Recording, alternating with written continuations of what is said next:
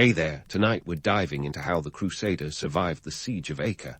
Not the battle glory of legend, but the tense, gritty reality of resourcefulness and resilience under siege. If these stories help you unwind, I'd love a quick like or subscribe, but only if they're genuinely working for you. I'm curious where in the world you're listening from, so drop your location and local time in the comments. It's amazing seeing our little community span the globe through these historical tales. Now get comfortable, perhaps dim the lights, or find that perfect pillow position, and let's ease into tonight's journey together. You find yourself in the late 12th century, a time when Europe is less about cozy cottages and more about the kind of drama that makes modern soap operas look like a day at the park. It's a world where power is measured in swords and influence is counted in castles. The Holy Land, a dusty stretch thousands of miles away, is the jewel everyone wants in their crown, or at least the knights and kings do. Enter Richard the Lionheart, a man with a name that sounds like a Marvel superhero, but with a slightly different skill set. Richard's got a thing for the Holy Land, a serious thing. Imagine a medieval version of a bucket list, and at the very top is Reclaim Jerusalem. It's not just about religious zeal, though. Oh no, this is also a geopolitical chess game with stakes higher than a castle's parapet. Richard, with his fiery charisma and a knack for swinging swords, teams up with Philip Roman II of France. Now, Philip isn't just tagging along for a holy road trip. He's got his eyes set on expanding his influence and maybe settling some old scores. Think of these two as the medieval equivalent of frenemies. They need each other, but they're also eyeing each other's kingdoms with a mix of envy and mistrust. The city of Acre becomes their prime target. Acre is more than just a name on a map. It's a strategic gem on the Mediterranean coast. Control Acre, and you control the gateway to the Levant. The city's capture means a foothold in the Holy Land, and that's a big deal for anyone with designs on Jerusalem. In 1189, Acre is held by the Muslims under Saladin, a formidable adversary not to be underestimated. Saladin's already sent the Crusaders packing once in 1187 at the Battle of Hattin, when he famously retook Jerusalem. So this isn't just a quest, it's a grudge match. Now, gathering an army in the 12th century is like organizing a rock festival, but with more chainmail and fewer groupies. Richard and Philip need to muster their forces from across Europe. We're talking about thousands of knights, soldiers, and camp followers, all of whom need to be fed, armed, and paid. The logistics are staggering. Imagine feeding an army where the concept of refrigeration is as foreign as a smartphone. They need to stockpile provisions, gather horses, and ensure every knight has armor that's shiny enough to reflect their noble aspirations. The costs are eye-watering. Richard, for instance, famously spends 14,000 marks just to finance his personal crusading venture. To give you a sense of scale, 1 mark was roughly equivalent to 2/3 of a pound of silver. In today's money, we're talking millions.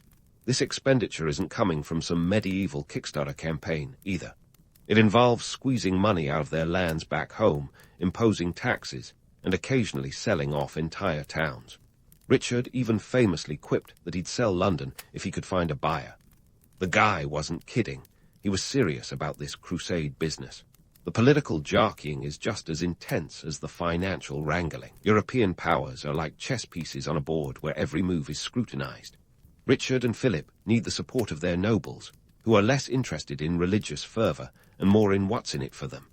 Promises of land, titles, and heavenly salvation are the carrots dangled before them.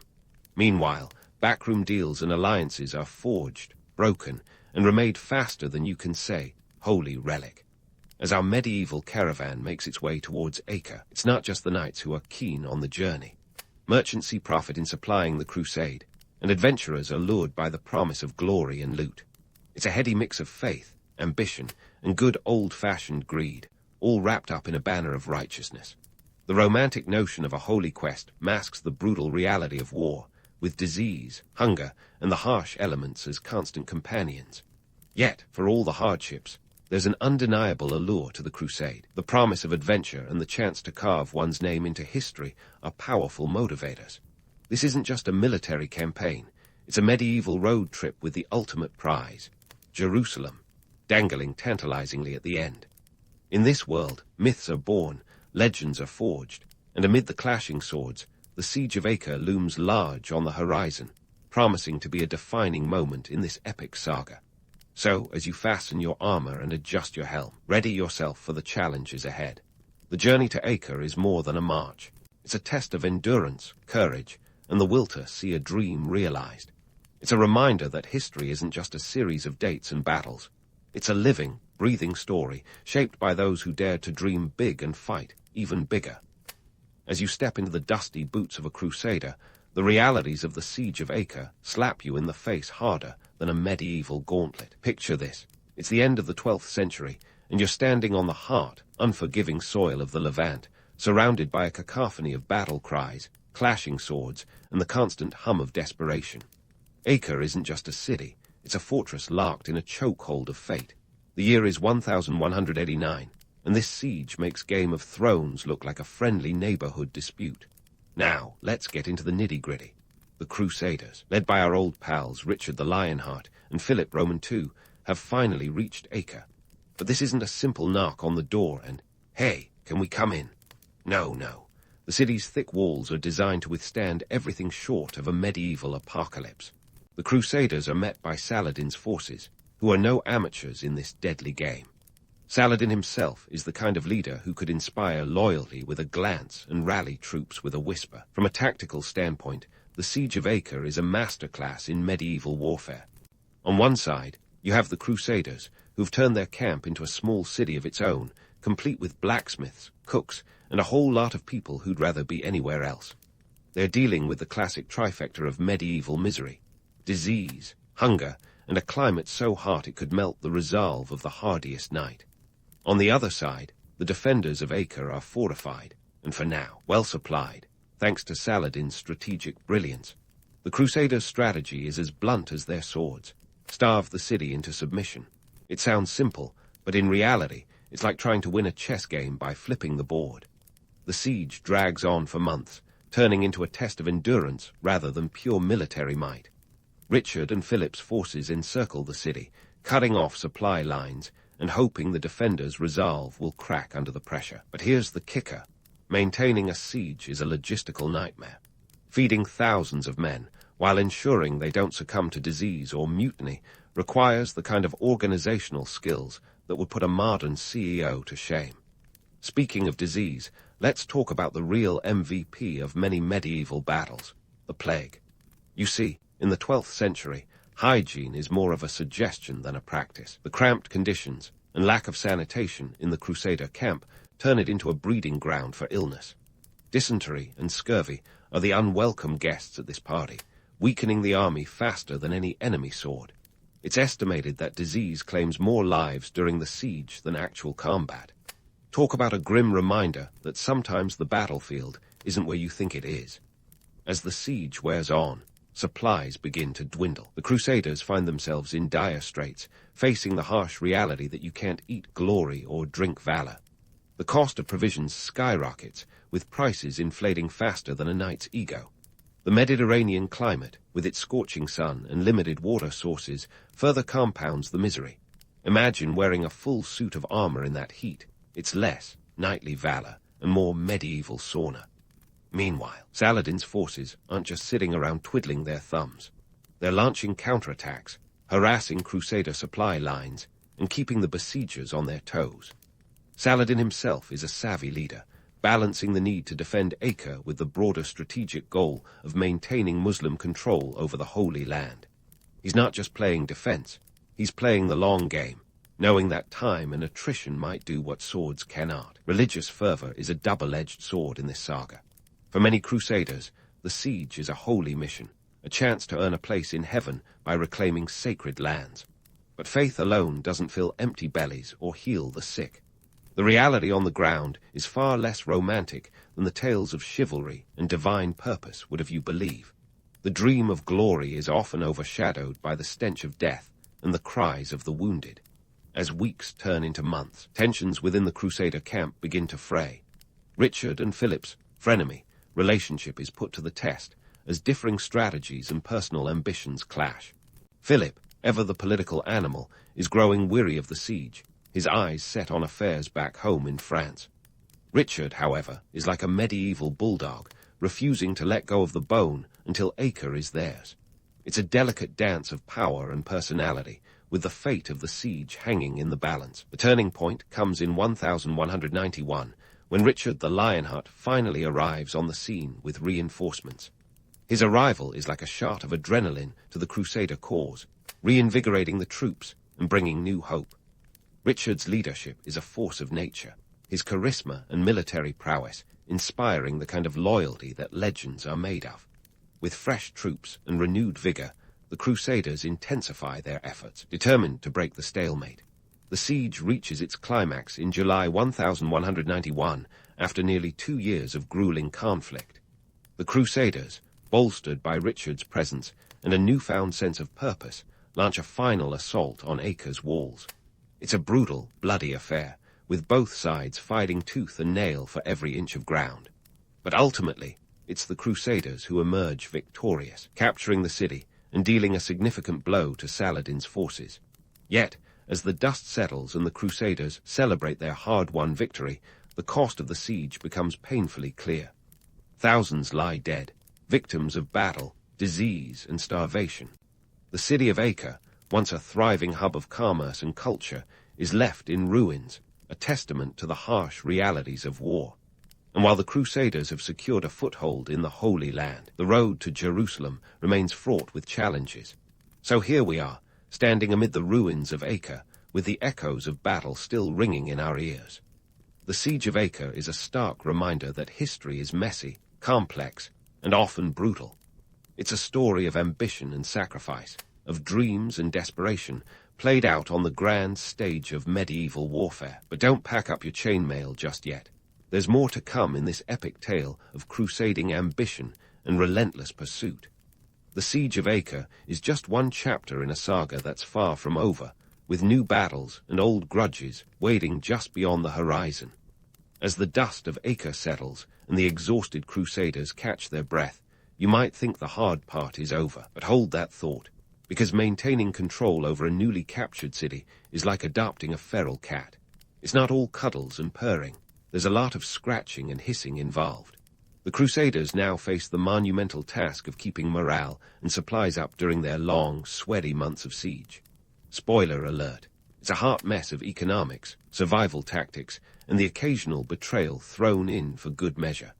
First off, let's talk moolah, the kind that keeps armies fed and generals from tearing their hair out. Feeding a medieval army isn't just about chucking a few loaves of bread their way. Richard the Lionheart and his merry band of Crusaders were like a medieval version of a rock band on tour, except their rider included barrels of ale and sacks of grain. The cost of feeding this hungry horde was astronomical. We're talking thousands of pounds of flour, meat, and ale every week. To put that into perspective, 12th century bread prices could fluctuate like a modern stock market during a recession. A bushel of wheat might cost 3 shillings back home, but here, with supply lines stretched thinner than a lute string, prices soared. Now, on the subject of supply lines, imagine trying to get Amazon Prime delivery in the middle of a war zone. Not happening, right? Richard and his crew relied on a patchwork of supply routes stretching across Europe and the Mediterranean. Ships from Italy, particularly Venice and Genoa, were crucial, ferrying supplies across the sea like medieval FedEx. But these routes were as vulnerable as a knight without his armor. Storms, pirates, and enemy attacks were constant threats, turning each shipment into a high-stakes gamble. And then there were the local alliances, which were about as stable as a drunk knight on a horse. The Crusaders needed all the friends they could get, but trust was a rare commodity. Local lords and rulers often switched sides faster than you can say, truce-breaking. Betrayals were common, and alliances were less about mutual respect and more about what's in it for me. For instance, some local Christian factions saw the Crusaders less as liberators and more as competitors for power and resources. It was like a medieval version of Survivor, where alliances shifted with the wind and backstabbing was just part of the game. Morale was another beast entirely. Imagine being a Crusader, stuck in a siege for months on end, with the constant threat of disease, hunger, and the enemy lurking just beyond the walls. Not exactly a vacation in the sun. Keeping spirits high required a mix of faith, leadership, and the occasional incentive, into the myth of chivalry, the idea that knights were paragons of virtue and honor. In reality, chivalry was often less about noble deeds and more about keeping men from deserting when the going got tough. Knights were promised glory, loot, and a place in heavenly history books, which, let's be honest, is a pretty good deal if you're risking life and limb. But for every tale of chivalry, there was a desperate act of survival. Food was scarce, and when supplies ran low, the Crusaders resorted to foraging, raiding nearby villages, and in some cases, eating their horses. Yes, the noble steeds that knights rode into battle sometimes ended up as dinner. Desperate times, desperate measures, and all that. And let's not forget the drinking. Ale wasn't just a beverage, it was a lifeline. Safer than water and a morale booster to boot, it kept the Crusaders hydrated and perhaps blissfully unaware of the grim reality surrounding them. So, how do you keep an army motivated in such dire circumstances? With a charismatic leader, of course. Richard the Lionheart wasn't just a king. He was a medieval motivational speaker in chainmail. His presence was electrifying, his speeches stirring men to action and rekindling the fires of zeal and purpose. Richard had the uncanny ability to make his men believe that they were part of something bigger than themselves, a holy mission to reclaim sacred lands. And for many, that was enough to keep them going, day after grueling day. But let's not sugarcoat it. The Crusader camp was also rife with division and discontent. Remember our old friend Philip Roman II of France. He checked out early, leaving Richard to shoulder the burden. Philip's departure was less a friendly farewell and more like leaving your buddy at a bar fight. The French and English contingents had a rivalry that simmered beneath the surface, occasionally boiling over into outright brawls. National pride and personal grudges were as much a part of the siege as swords and shields. As the siege dragged on, the Crusaders had to face the harsh reality that their greatest enemies weren't just Saladin's forces, but also the specters of starvation and disease. Dysentery, that uninvited guest we mentioned earlier, continued to wreak havoc, turning even the most hardened knights into weakened shadows of their former selves. The lack of fresh food meant scurvy was never far behind, making those few oranges and vegetables brought in by supply ships worth their weight in gold. And yet, amid the chaos, there were moments of humanity and camaraderie that kept the Crusaders from descending into despair. Campfires became gathering spots for storytelling, where tales of home and heroic deeds passed the long nights. Even in the darkest times, laughter found a way to seep through the cracks, a reminder that these were real people, with hopes, dreams, and a stubborn will to survive. So, here we stand, amid the grit and grime of the siege of Acre, with the Crusaders clinging to their hopes as fiercely as they clutched their swords. The myth of chivalry, though tarnished by reality, still glimmers like a distant star, guiding them forward. The economics of survival paint a picture of struggle and ingenuity, where every coin, loaf, and alliance could tip the scales between victory and defeat. As we move through this tale of endurance and ambition, remember that the Siege of Acre is not just a historical event, but a testament to the complex tapestry of human nature.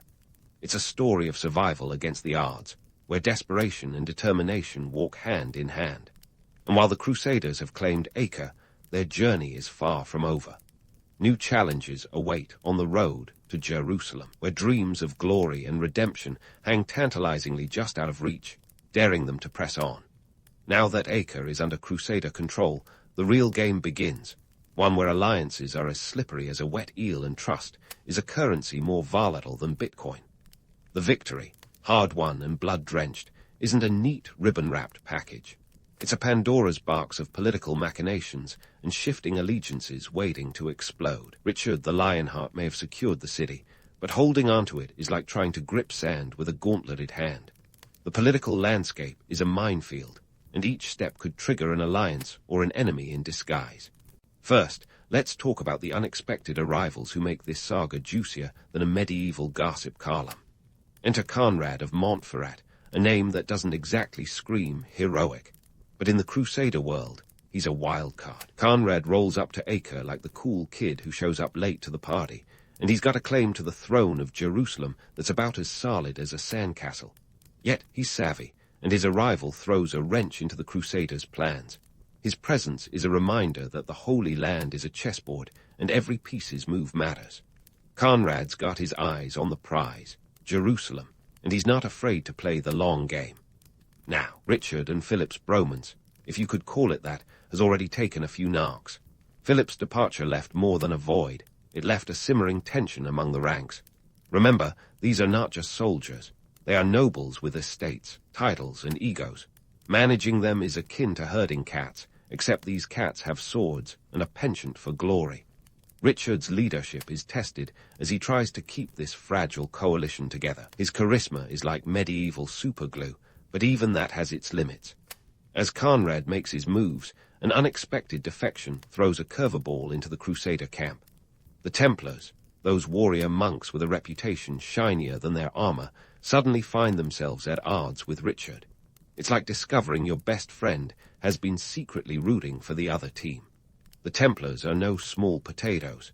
They're a financial powerhouse, with resources that could swing the tide of war.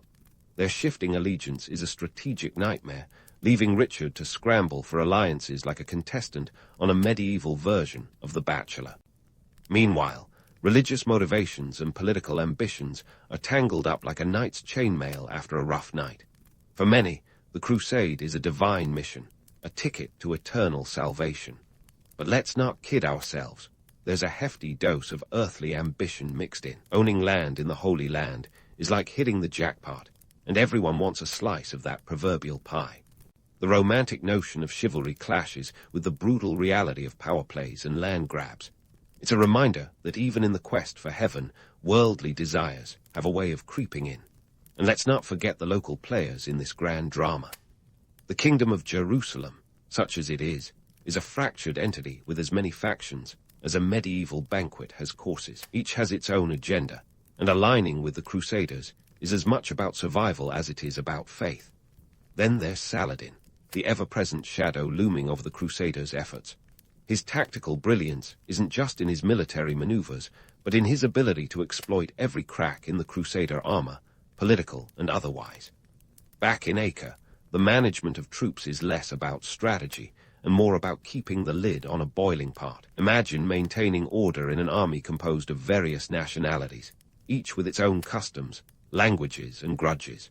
It's a logistical nightmare that makes organizing a modern international summit look like a picnic. Richard's task is Herculean, requiring diplomacy and the occasional display of force to keep things from spiraling into chaos. The Crusaders' camp is a melting pot of cultures and ambitions, a testament to the complex web of medieval geopolitics. It's a place where the concept of unity is often more fiction than fact. Richard must navigate this turbulent sea with the skill of a seasoned sailor, balancing the competing interests of his allies while keeping an eye on the ultimate goal, Jerusalem. And yet, amid the backstabbing and bravado, there are moments of genuine camaraderie. Shared hardships forge bonds that transcend national lines, and the Crusaders find themselves united by a common cause, however fleeting that unity may be. It's a reminder that even in the darkest times, the human spirit can find ways to connect and endure.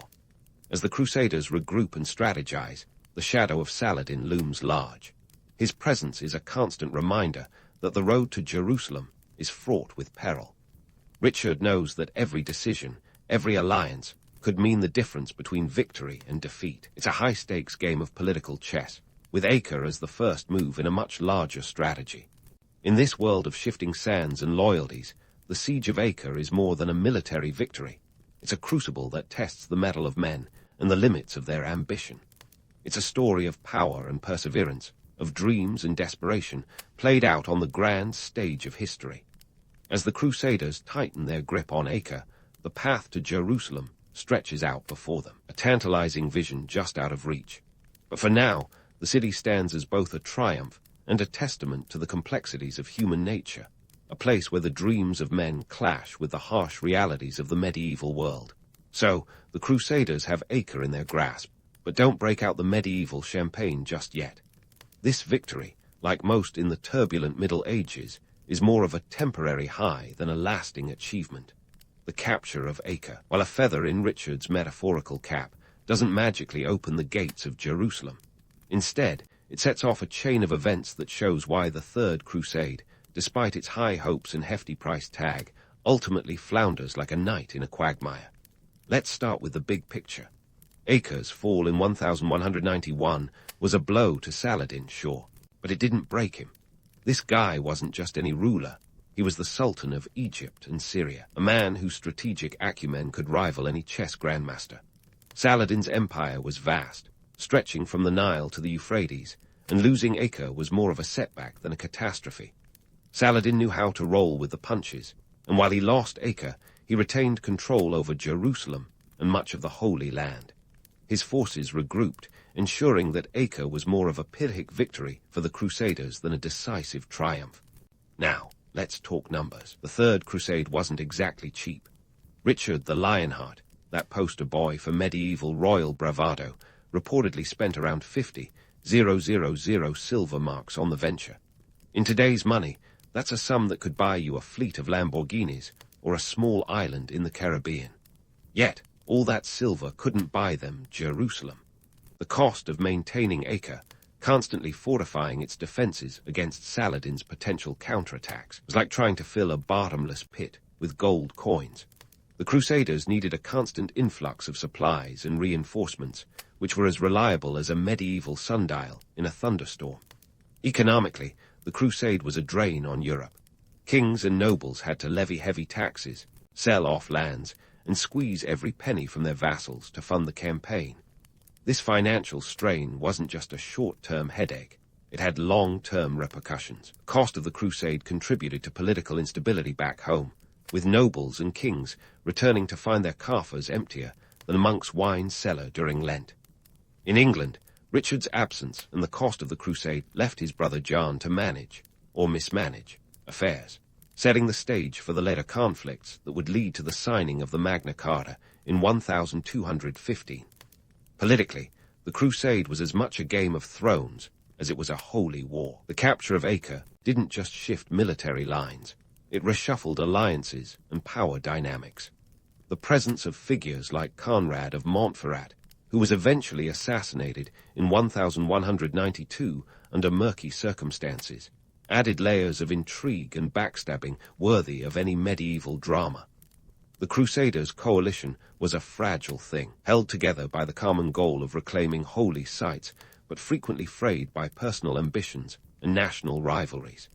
Richard's contentious relationships with other leaders, including his own allies, often turned the crusade into a diplomatic dance on a razor's edge.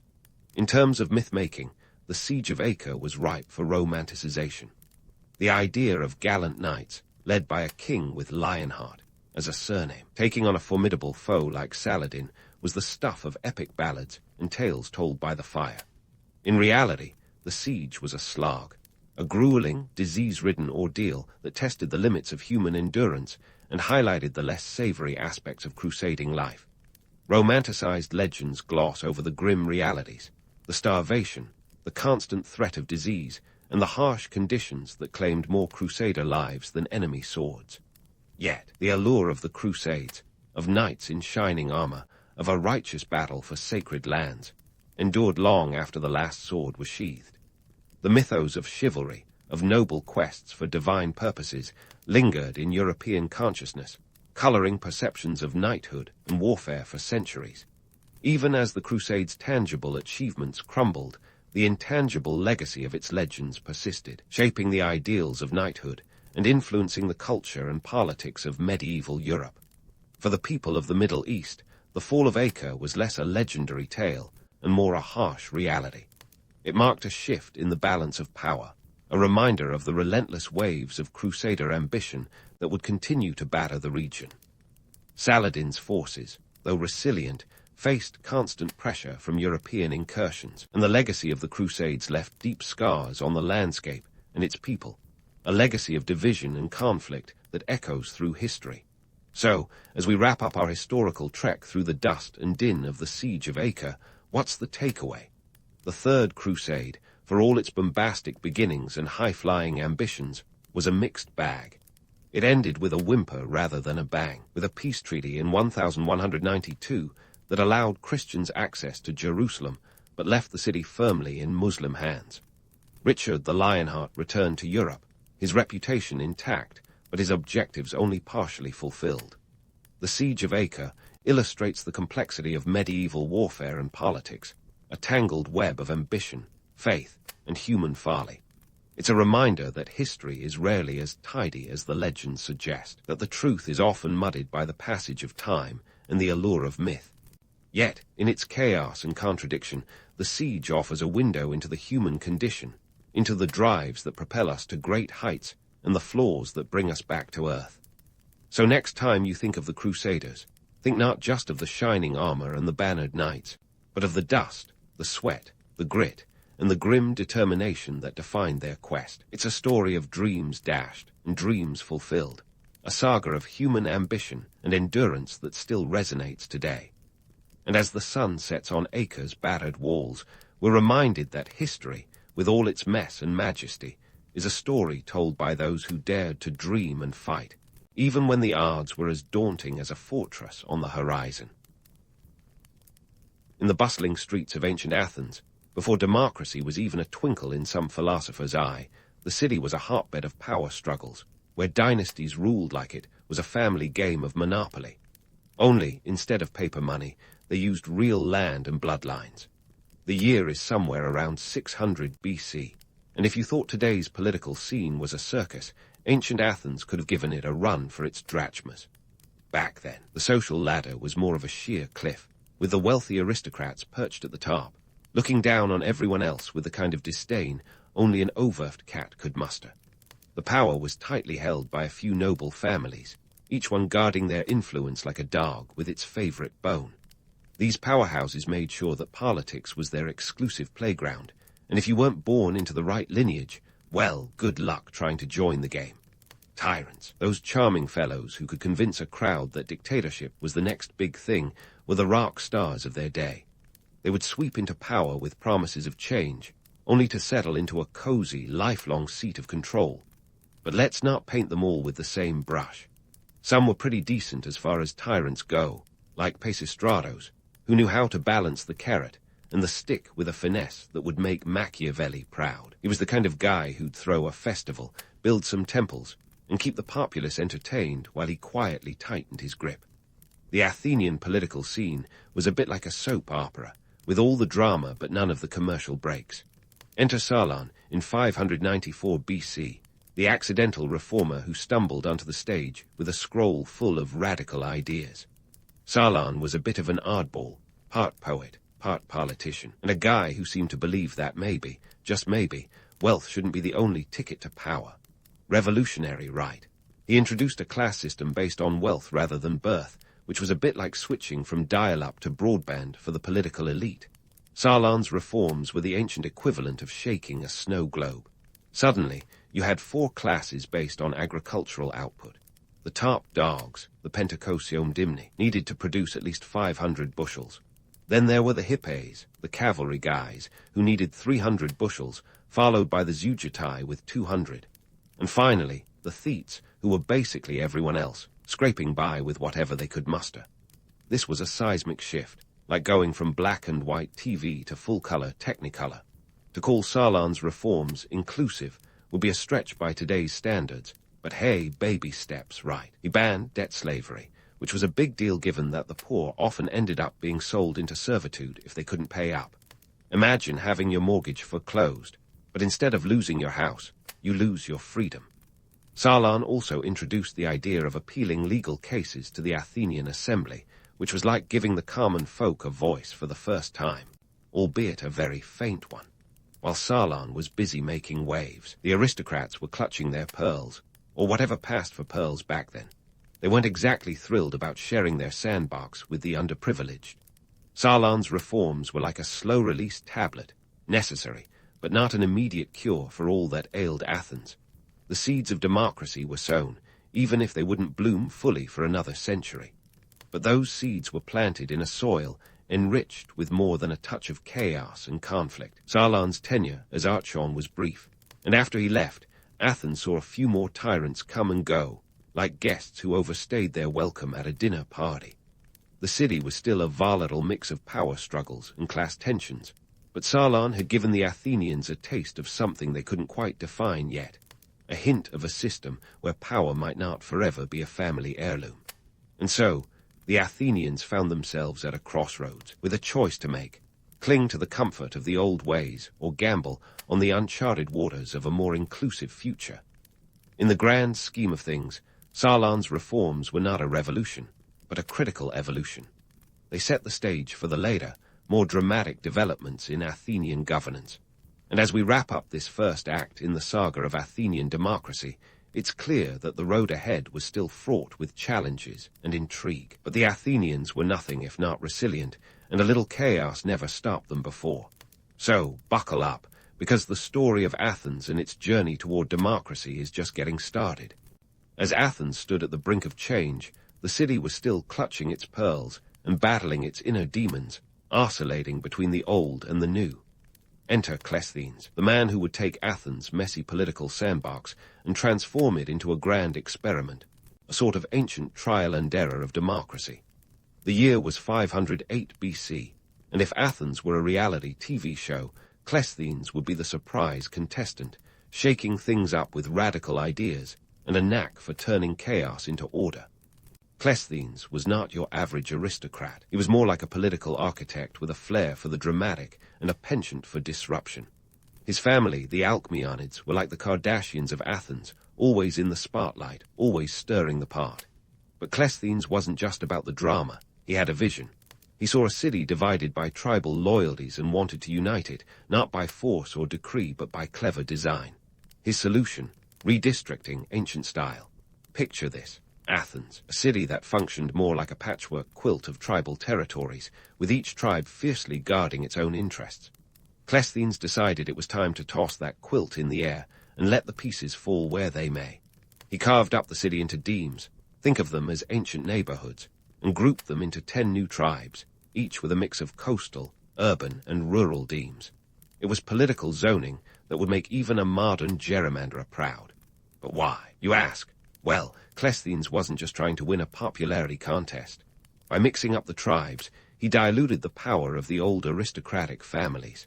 No longer could a single tribe dominate the political scene. It was like turning the political game of chess into a game of Twister, where everyone had to contort into new alliances and strategies. This wasn't democracy yet, but it was a step towards a more level playing field, even if it felt more like a giant leap into the unknown. Now, let's talk about the Council of 500, Cleisthenes' piece de résistance. Think of it as an ancient form of Congress, but without the lobbyists and endless filibusters. Each of the 10 tribes got to send 50 representatives to the council, chosen by lot. Yes, you heard that right, by lot. It was democracy by lottery, a system that would make anyone who's ever despaired over voter turnout statistics break into a skeptical smile.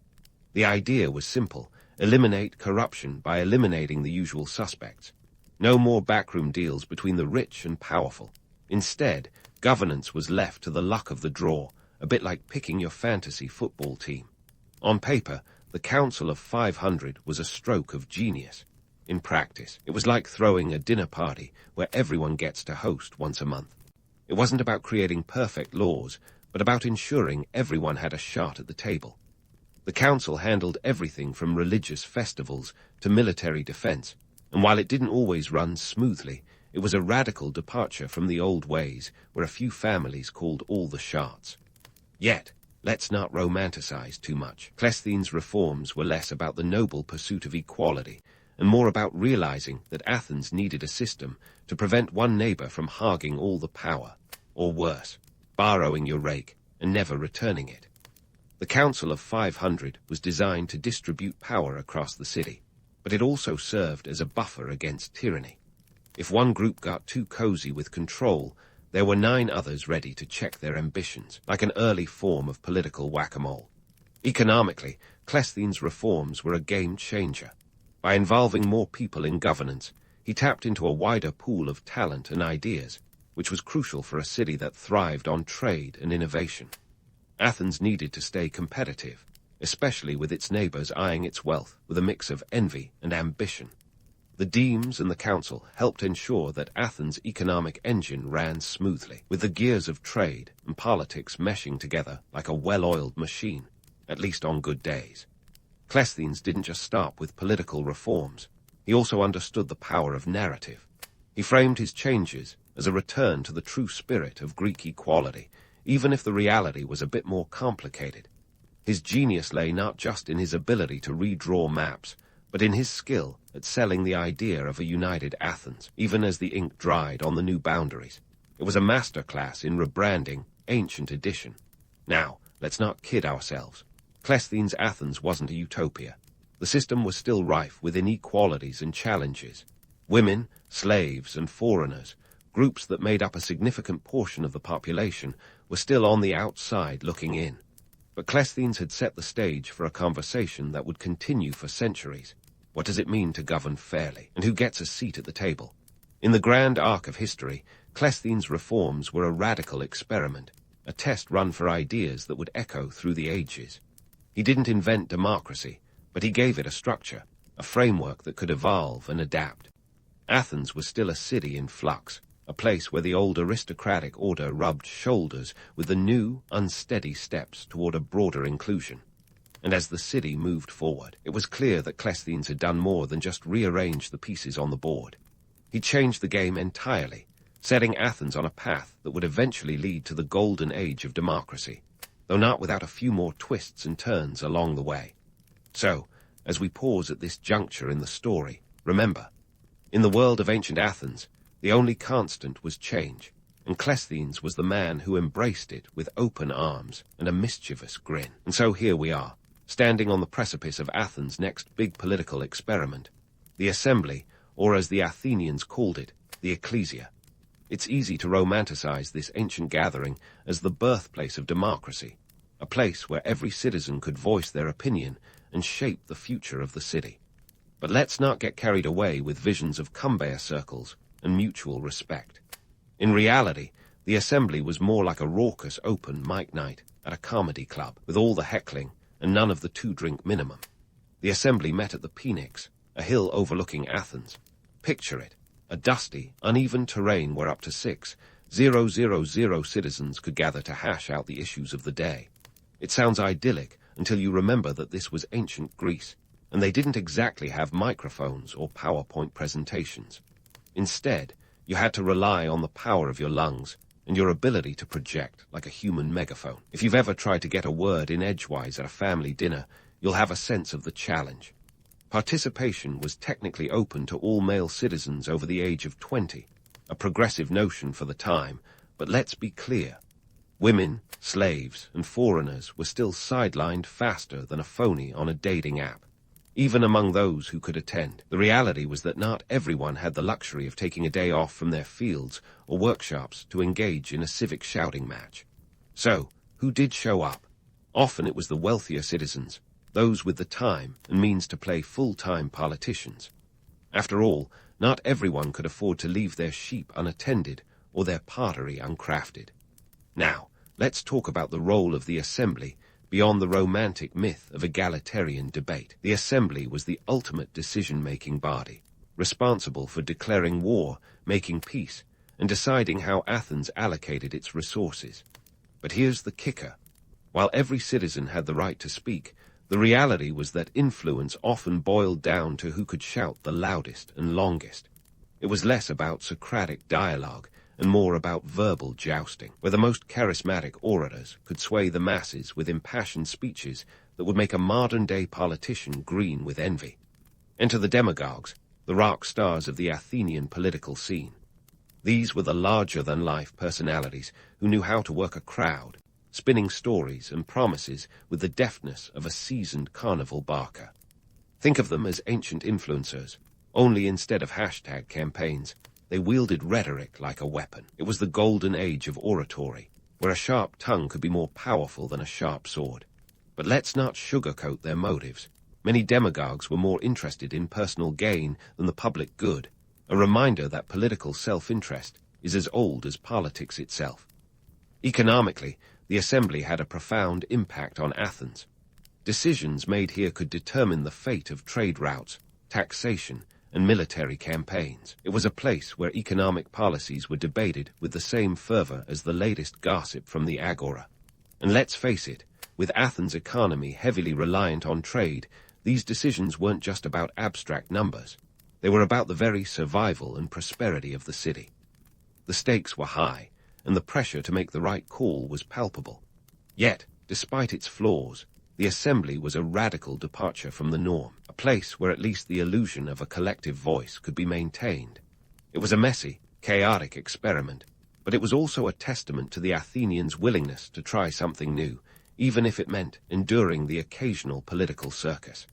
And while the assembly was far from perfect, it was a step towards a more participatory form of governance, one that would lay the groundwork for future democracies around the world.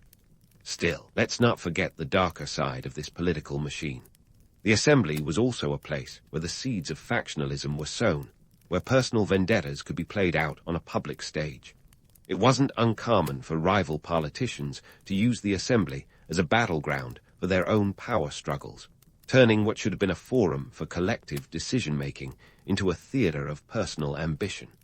It was democracy in its rawest form, complete with all the messiness and moral ambiguities that come with human nature. In the end, the Athenian assembly was as much a reflection of its people as it was a product of its time. It was a place where ideals clashed with reality, where the dream of a perfect democracy was tempered by the harsh truths of human behavior. And while it may not have been the utopia some might imagine, it was a crucial chapter in the story of governance, a reminder that democracy, like any great experiment, is a work in progress. As we leave the Phoenix behind, it's clear that Athens was a city in the midst of a grand experiment, a place where the lines between myth and reality blurred like the horizon at sunset. The assembly, with all its imperfections, was a testament to the Athenians' resilience and their willingness to forge a new path, even if it meant embracing the chaos. And as the tale of Athenian democracy continues, one thing is certain. The journey is far from over, and the best, or perhaps the most tumultuous, is yet to come. And so, with the dust of the assembly still swirling in the air, we find Athens teetering on the edge of a new era, a time when the stakes would be raised higher than the Acropolis itself. Enter the 5th century BC, where the Persian Wars became the ultimate trial by fire for Athenian democracy. As if the Athenians didn't have enough on their plate with all the political juggling, now they had to face an empire that spanned 3 continents and could probably intimidate a Spartan with just a raised eyebrow. The Persian Empire, under King Darius, thought it would be a splendid idea to flex its muscles and make Greece the next jewel in its crown. What started as a minor skirmish in Ionia in 499 BC quickly escalated into a full-blown cross-Aegean grudge match. The Athenians, never ones to back down from a good fight, or a bad one, sent aid to the Ionian cities, effectively poking the bear with a very sharp stick. Darius, not one to take such insolence lightly, decided to teach Athens a lesson they wouldn't forget. But here's the kicker.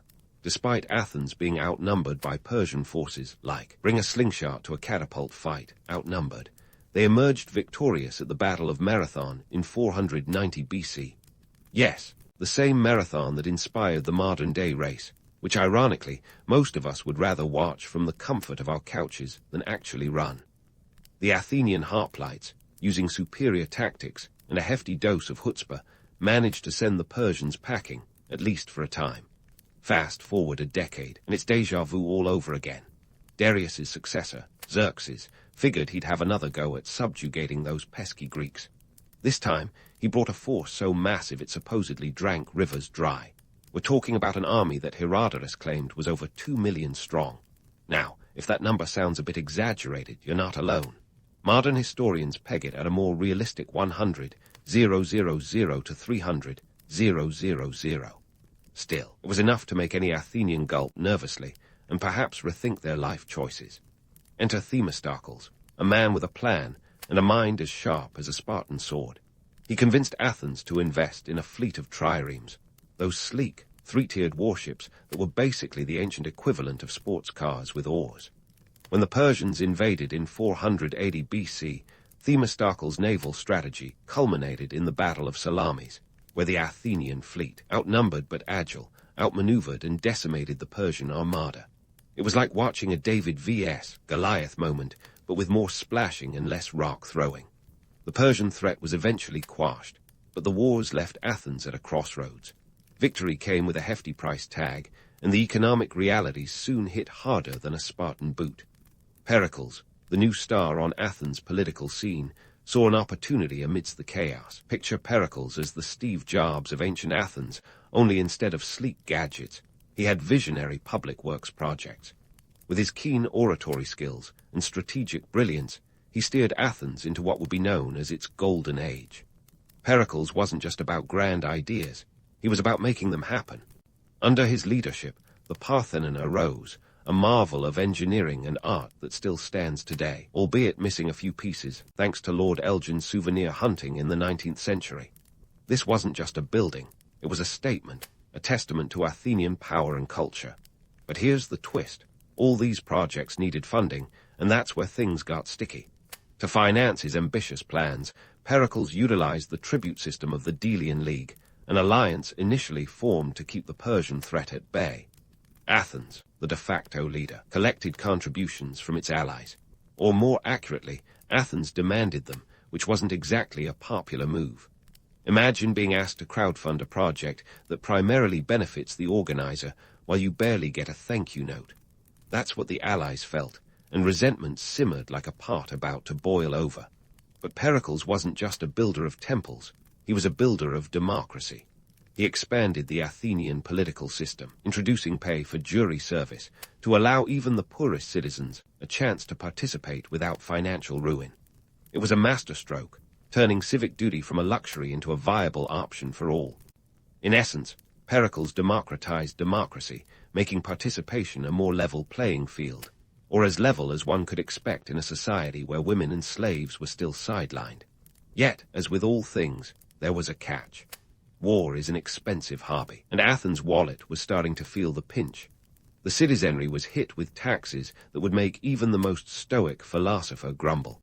The war fund was like a black hole, sucking in resources faster than you could say Athenian empire. And while Pericles' projects were dazzling, they also siphoned off precious resources that could have been used elsewhere. These financial strains highlighted a critical tension in Athenian society, the balance between public glory and personal sacrifice. For every marble column that rose, there was a citizen wondering if their hard-earned arbol was being spent wisely. The allure of power and prestige was intoxicating, but the hangover came in the form of economic hardship and growing discontent among Athens' allies. Despite the challenges, Pericles' Athens was a beacon of culture and intellect. Philosophers like Socrates roamed the agora, questioning everything from ethics to hairstyles, while playwrights like Sophocles and Euripides crafted dramas that still resonate today. It was an age of enlightenment, a time when ideas flowed as freely as the wine at a symposium. As we look back on this era, the myth of Pericles looms large. He's often painted as the ideal leader, a paragon of wisdom and vision. But beneath the marble facade lies a more complex reality. Pericles was a brilliant statesman, yes, but he was also a product of his time, navigating the turbulent waters of war and politics with all the grace and cunning of a seasoned sailor. His legacy is like the Parthenon itself, magnificent from a distance, but up close you see the cracks and patches that tell a deeper story. The Persian Wars and the rise of Pericles were pivotal chapters in the saga of Athenian democracy. They showed that even in times of conflict, the seeds of innovation and change could take root. But they also served as a reminder that democracy is a fragile creature, one that requires constant nurturing and vigilance to survive the storms of history. As we move forward in this tale, the trials and triumphs of Athens continue to shape the narrative, setting the stage for the next act in this grand historical drama. Yet, as the ink was drying on this chapter of Athenian triumph, another story was beginning to unfold, one that would take Athens from its golden pedestal to the gritty realities of war and ruin.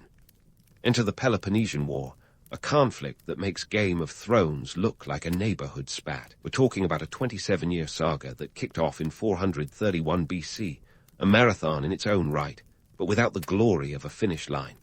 This was Athens versus Sparta, democracy versus oligarchy, and ambition versus, well, more ambition. The war was essentially a clash of Greek titans. Athens had built itself a maritime empire, its navy ruling the waves like an ancient Poseidon with a penchant for taxation. Sparta, on the other hand, was the land-loving, spear-wielding juggernaut that could probably bench-press the Parthenon for fun. The causes of the war were numerous and complex, involving everything from trade disputes to bruised egos, proof that the more things change, the more they stay the same. Initially, Athens held the upper hand, leveraging its naval prowess to harass the Peloponnesian coastlines like a particularly persistent mosquito. But wars aren't won on the waves alone, and Athens soon found itself embroiled in a land war, a strategic nightmare that would give even the most seasoned generals sleepless nights. Enter the plague of 430 BC, a grim reaper with a sense of irony, sweeping through Athens and claiming, among thousands of others, Pericles himself. Yes, the Steve Jobs of Athens was gone, and without his visionary leadership, the city stumbled like a ship without a rudder. Athenian democracy, already a fragile flower, began to wilt under the harsh light of war. The assembly, once a beacon of civic engagement, now became a stage for demagogues and opportunists. Decisions were made on the fly, often driven by fear and paranoia rather than rational debate. It was a bit like letting Twitter decide national policy, a risky move at the best of times. The famed Sicilian expedition of 415 BC is a case in point. Athens, in a fit of imperial overreach, attempted to conquer Sicily, a campaign that ended in disaster and the annihilation of its fleet, something that surely made even Athens' allies mutter a collective, "I told you so." With each passing year, the war ground on, draining Athens' coffers and spirit. The economy, once a buzzing hive of trade and innovation, began to sputter. The cost of war spiraled, leaving Athens with a debt hangover that even the gods would struggle to alleviate. Allies, once eager to bask in the glow of Athenian prestige, began to question their loyalties. The Delian League started to unravel faster than a toga at a wild symposium. By 404 BC, the unthinkable happened. Athens surrendered. Sparta, the victor, imposed harsh terms, dismantling the Athenian empire like a disgruntled sibling breaking your favorite toy. The walls of Athens, those mighty fortifications that had withstood countless sieges, were torn down to the tune of Spartan flutes. It was a symbolic end to Athenian dominance, a reminder that no empire, no matter how grand, is invincible. But let's not write Athens off just yet. The city had a knack for resilience, a stubborn refusal to fade quietly into history's pages. Even in defeat, Athens remained a cultural powerhouse, its intellectual legacy enduring like an indelible ink stain on the fabric of Western civilization. Socrates continued to ask his pesky questions, Plato scribbled away in his academy, and the arts flourished in a way that defied the summer mood of the times. Now, as we take a step back from the tumult of war and politics, what lessons can be gleaned from Athens' rise and fall? For starters, democracy is a double-edged sword, a system that can inspire both the best and worst in humanity. Athens showed us the power of collective decision-making, but also the pitfalls of mob rule and the dangers of charismatic leaders who promise the moon but deliver a crater. Economically, Athens was a testament to the benefits and perils of ambition. The city's relentless pursuit of greatness drove innovation and prosperity, but also led to overreach and eventual collapse. It's a tale as old as time. The higher you climb, the harder you fall. Yet, despite the bruises and setbacks, Athens left an indelible mark, its ideas about governance, philosophy, and art echoing through the corridors of history. And what of those ancient Athenians, if they could witness today's political antics? They might be amused, horrified, or perhaps both. The spectacle of modern democracies, with their endless debates and partisan bickering, would likely feel familiar, like watching a play with a new cast, but the same script. Yet, they might also marvel at how their chaotic experiment has evolved, influencing systems of governance from Washington to Wellington. As we close this chapter, let's remember that history is not just a record of what was, but a guide to what might be.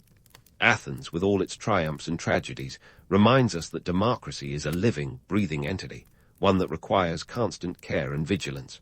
It's messy, imperfect, and occasionally infuriating, but it's also a testament to human resilience and the enduring quest for a better society. So, as the curtain falls on our tale of Athenian democracy, remember that the story is far from over.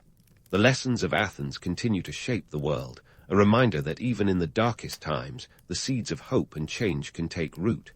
Democracy, like life itself, is a work in progress, and it's up to us to keep writing the next chapter. As the Athenians might have said, the road is long, but the journey is worth the struggle. And with that, we bid farewell to the ancient city, its legacy a beacon for all those who dare to dream of a better future. You're waking up in the Jarman period of Japan, around 10,000 BCE, where the concept of hitting snooze on an alarm is about as foreign as a smartphone. The sun's barely peeking over the horizon, casting a soft glow on the landscape, which means it's time to dive into the world of ancient pottery making. Unlike the future, where you might order a coffee named after an Italian artist, here, your morning ritual is to shuffle down to the riverbank and dig for clay. Welcome to the life of an early Jarman potter, where every day is a hands-on experience. As you step outside your hut, you can almost feel the weight of history on your shoulders, or maybe it's just the heavy air of a humid morning. The Jarman period is famous for its pottery, some of the oldest in Japan, dating back over 12,000 years. This is BC, folks, before ceramics got a little too fancy with their glazes and electric kilns. Here, it's all about the basics: hands, mud, and a little bit of fire. You join your fellow potters at the riverbank, ready to harvest the clay. We're talking hands in the dirt, quite literally. The clay is dug up using tools that are as rudimentary as they come, wood and stone. Imagine a stick and a rock, and there you have your toolkit. The riverbanks are your supply store, and no, there's no checkout line. The idea of online shopping is laughable when every scoop of clay is a labor of love and a testament to human ingenuity. Pulling up clay isn't just about brute force. It's an art and a science. You're looking for that perfect blend, pliable but not too sticky, dense but not so heavy that you can't carry it back to your workspace. And let's not forget the occasional pebble or root you'll have to pick out. This isn't the polished experience of modern-day pottery classes. It's raw, it's gritty, and it's as real as it gets. Once you've got your clay, it's time to head back to the village. There's no paved road, just a well-trodden path lined with the footprints of generations. Your arms might ache, but hey, you've got a whole day of pottery ahead of you to build some muscle. In the village, the smell of smoke mingles with the earthy scent of the clay. Here's where the magic happens, or at least the ancient equivalent of a pottery studio. You're not dealing with electric wheels or precision tools. Instead, it's hand-building all the way. These Jarman potters are the true OGs of ceramics, crafting pieces that serve both practical and ceremonial purposes. And let's be real, who wouldn't want a clay pot that can do double duty?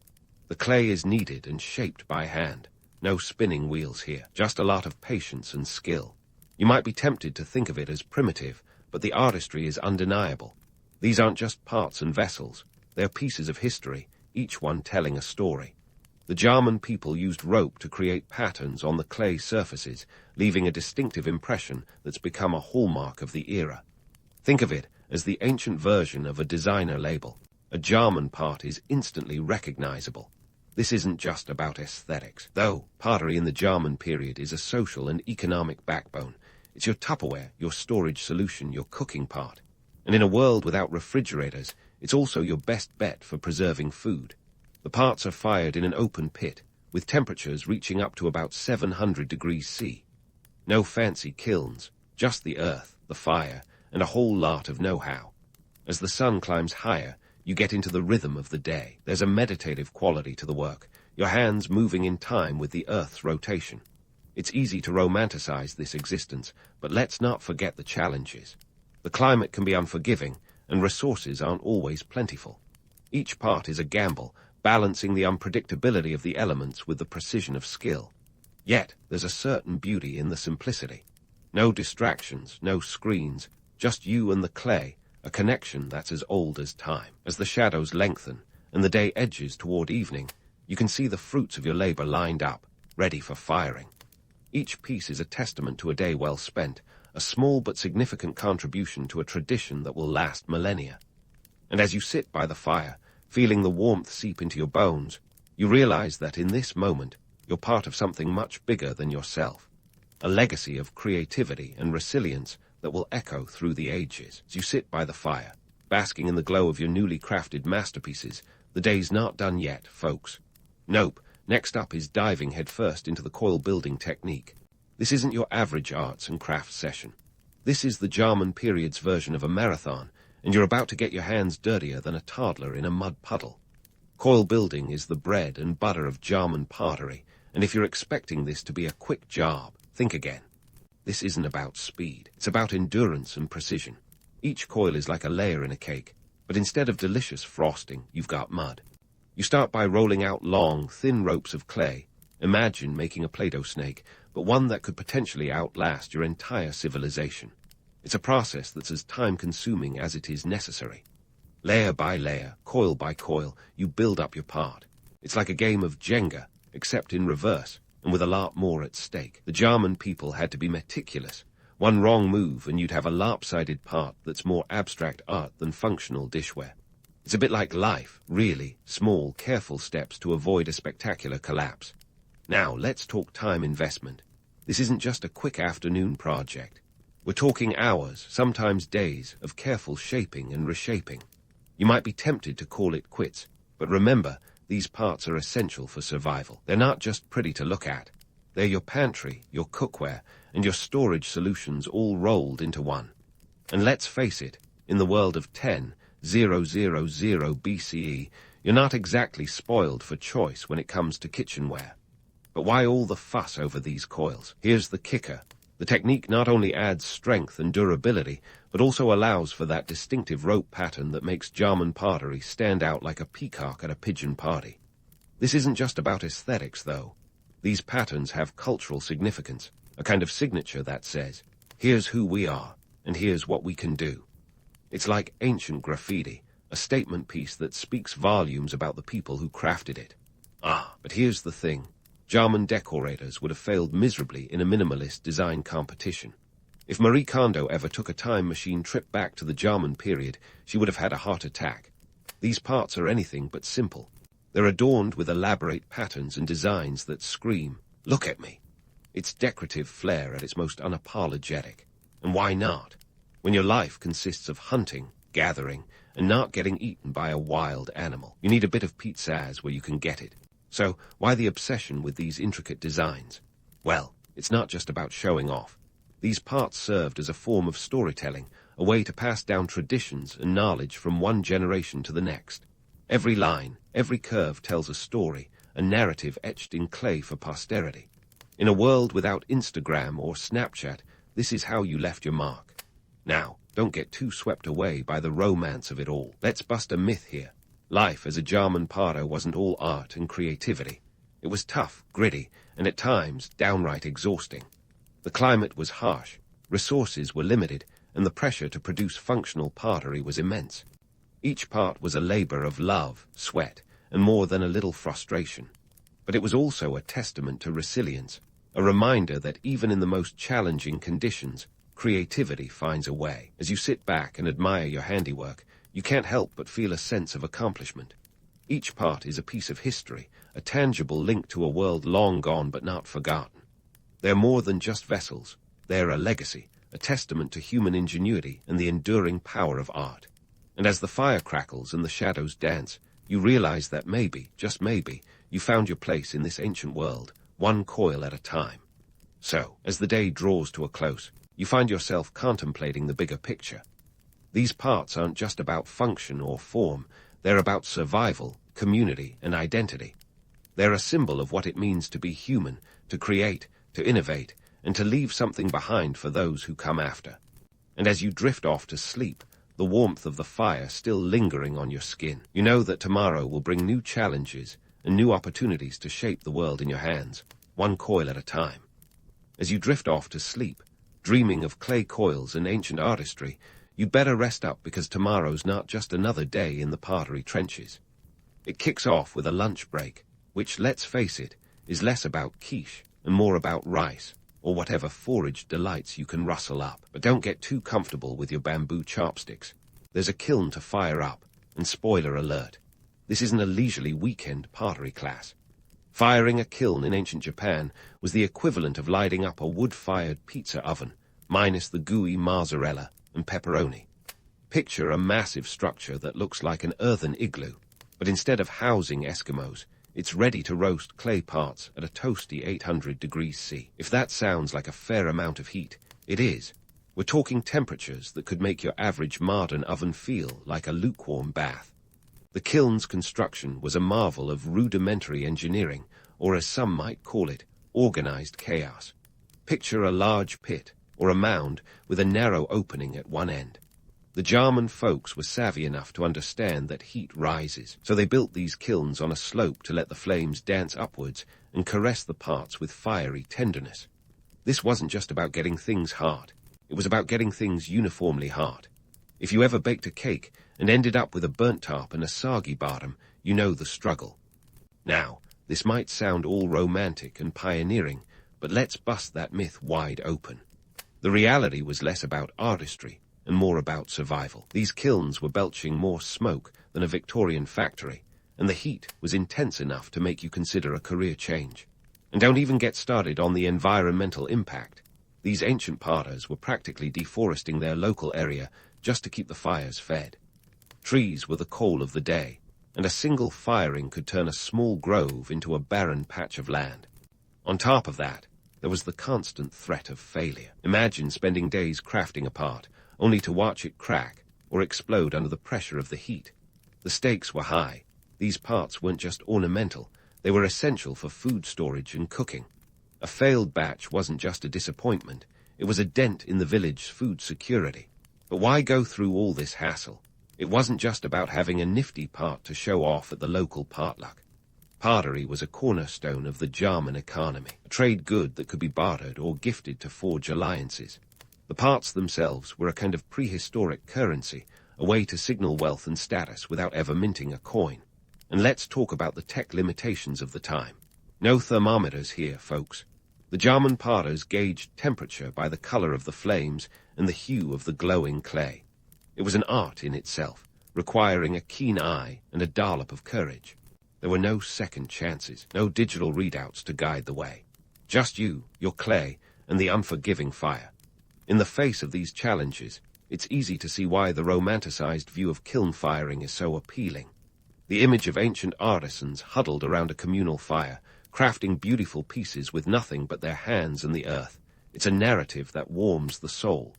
But the truth is, these potters were more akin to industrial workers than artists. It was about output, efficiency, and survival. Yet, despite the smoke and the sweat, there was a certain magic in that fiery dance.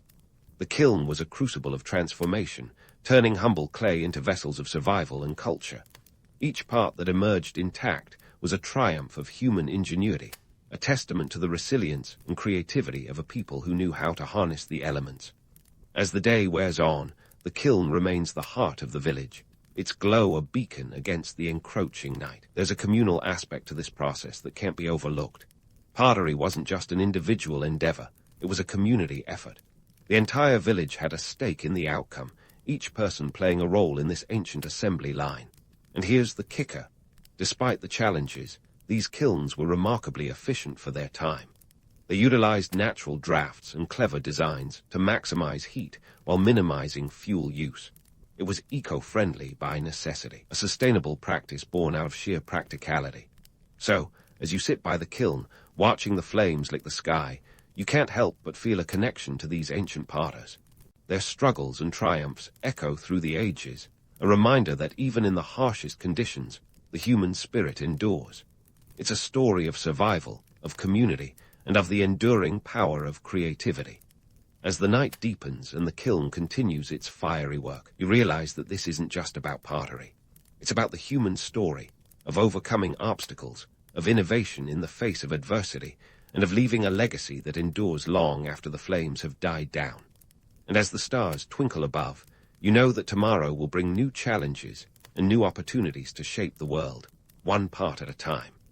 And as the stars twinkle above, you know that tomorrow will bring new challenges and new opportunities to shape the world, one part at a time. But before you dream too far ahead, let's dive into the afternoon grind of perfecting those German pottery pieces. It's time to roll up your metaphorical sleeves and get down to business, because in the ancient world of pottery, the devil, or perhaps the divine, is in the details. Welcome back to the German period, where the afternoon sun casts long shadows and the air is thick with the scent of earth and ambition. You've got your clay, you've got your coils, and now it's time to add a little pizzazz.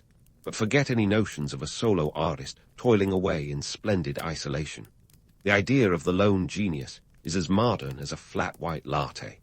In the German era, pottery was a communal affair, a symphony of shared effort and collective creativity.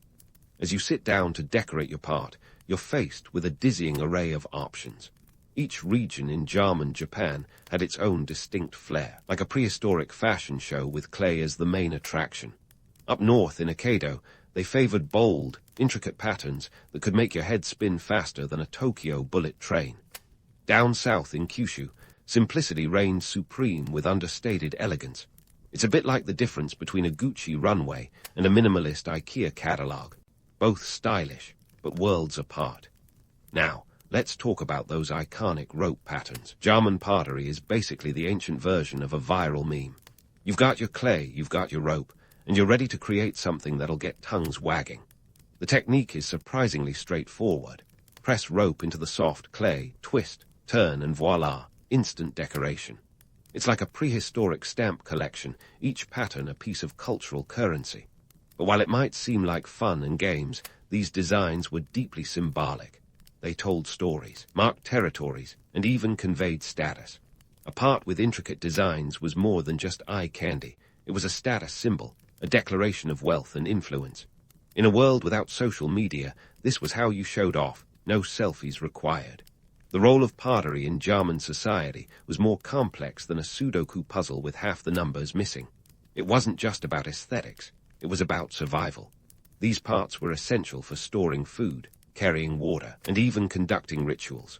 They were the Swiss army knives of the ancient world, and a well-decorated part was as much a tool as it was a treasure.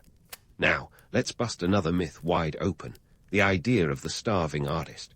Sure, being a potter in ancient Japan wasn't exactly a ticket to luxury, but it was far from a life of poverty. Pottery was a valuable trade good, a key player in the German economy. These pieces were bartered and exchanged, used to forge alliances and settle debts. In fact, a well-made part could be worth its weight in whatever passed for gold back then. Think dried fish, rice, or perhaps a few choice cuts of wild game. And here's a reality check for you. Pottery was a team sport. The image of the solitary artisan is a modern invention, a romanticized notion that overlooks the collaborative nature of ancient craftsmanship. In German villages, potters worked together, shared techniques, and supported each other. It wasn't about individual glory, it was about collective success. Each part was a testament to community effort, a symbol of unity and shared purpose. As you work on your part, you can't help but feel a sense of connection to those ancient artisans.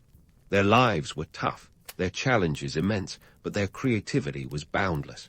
They were innovators in a world without blueprints, artists in a time before art galleries. And their legacy endures, a testament to the enduring power of human ingenuity. As the afternoon wears on, the village comes alive with activity. Children play, elders share stories, and the air is filled with the sound of laughter and conversation. It's a scene that could be ripped from the pages of a history book, yet it feels as relevant today as it did thousands of years ago. The German people knew that life was about more than mere survival. It was about creating, connecting, and leaving a mark on the world. And while the romanticized view of the German potter as a solitary genius is appealing, the reality is far richer and more complex. These artisans were part of a vibrant community, their work an integral part of a thriving culture. They weren't just potters. They were storytellers, historians, and visionaries.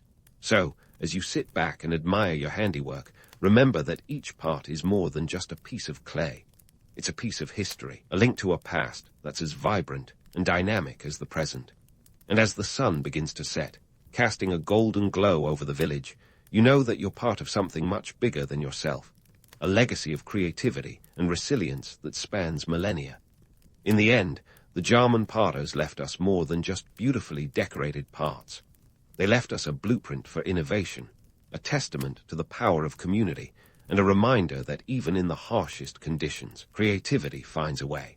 So, whether you're crafting pottery or just navigating the complexities of modern life, take a page from the German playbook. Work together, embrace creativity, and don't be afraid to leave your mark on the world.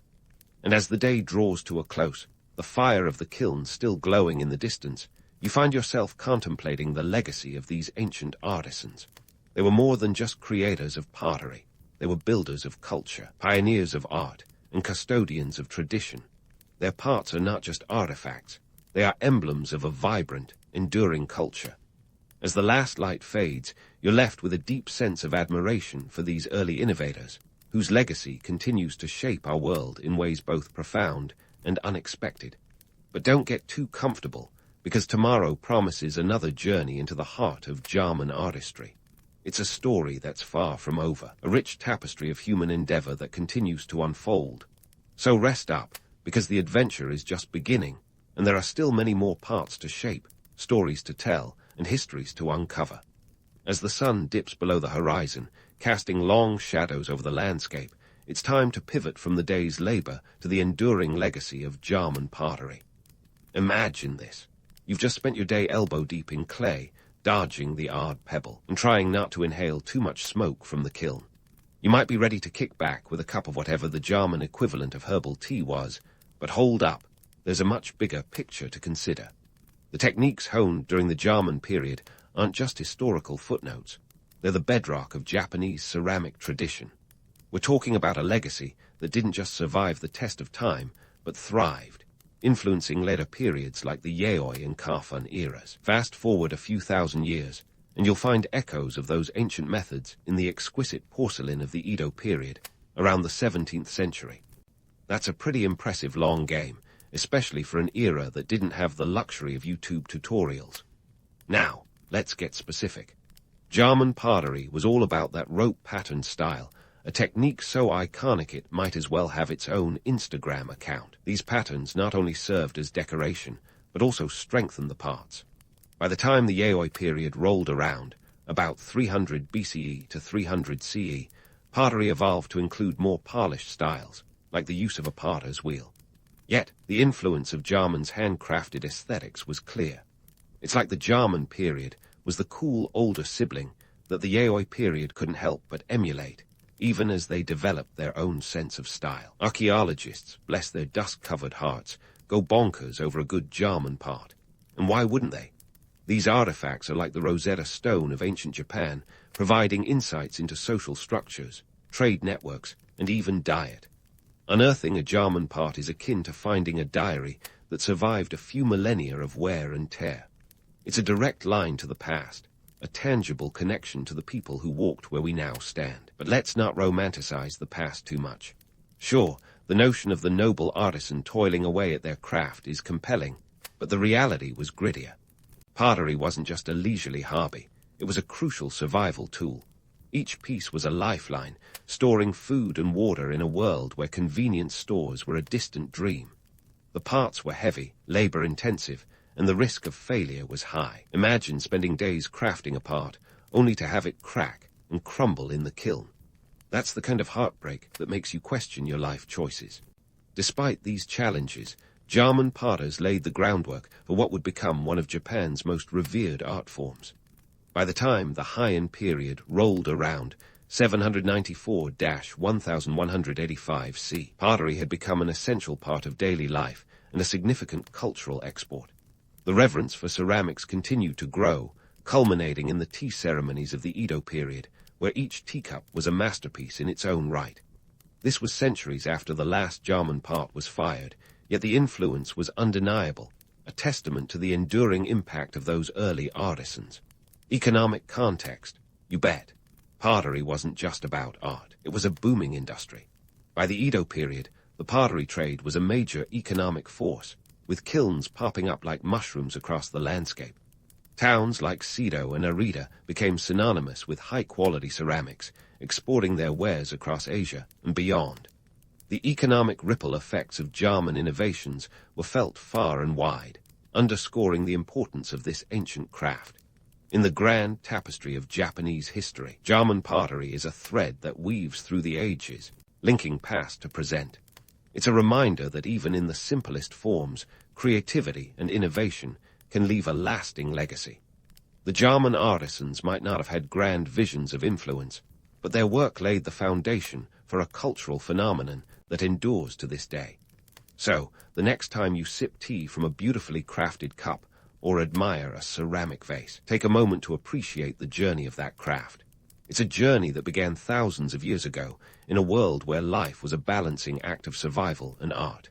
The German potters may not have known it, but they were pioneers, shaping a legacy that would echo through the ages. As the stars emerge and the village quiets, you can reflect on the intricate dance between past and present.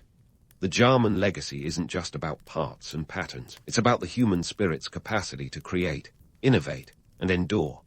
It's about the shared stories etched in clay, passed down from generation to generation, each piece a chapter in the ongoing narrative of human history. And as you drift into slumber, you carry with you a newfound appreciation for this ancient art form and its timeless influence on the world. In the shadowy corridors of history, where chaos often reigns supreme, the saga of the Gupta Empire begins. Now, the remnants of the Mauryan Empire were scattered like a jigsaw puzzle, missing a few crucial pieces. It was a time of small kingdoms jostling for power, much like a medieval Game of Thrones, minus the dragons and fire-breathing threats. But then came the Guptas, who had a knack for playing the long game in the political chessboard of ancient India. Meet Sri Gupta, the founder who's less famous than he should be. No colossal statues or grand epic poems for this guy, but he laid the cornerstone for what would become the Gupta dynasty. It's like being the unsung hero in a band before they hit the big time. Sri Gupta ruled a modest domain, some say in the region of Magadha, around 240-280 CE. Not exactly the kind of territory that screams future empire, but hey, every empire has to start somewhere. Now, in a world where alliances were as tricky as today's reality TV show alliances, the Guptas were maestros. They understood that sometimes the sword needs a little help from the heart. Or, in less romantic terms, they were experts at strategic marriages. Back then, marrying off your kids wasn't just about awkward family dinners and in-law jokes.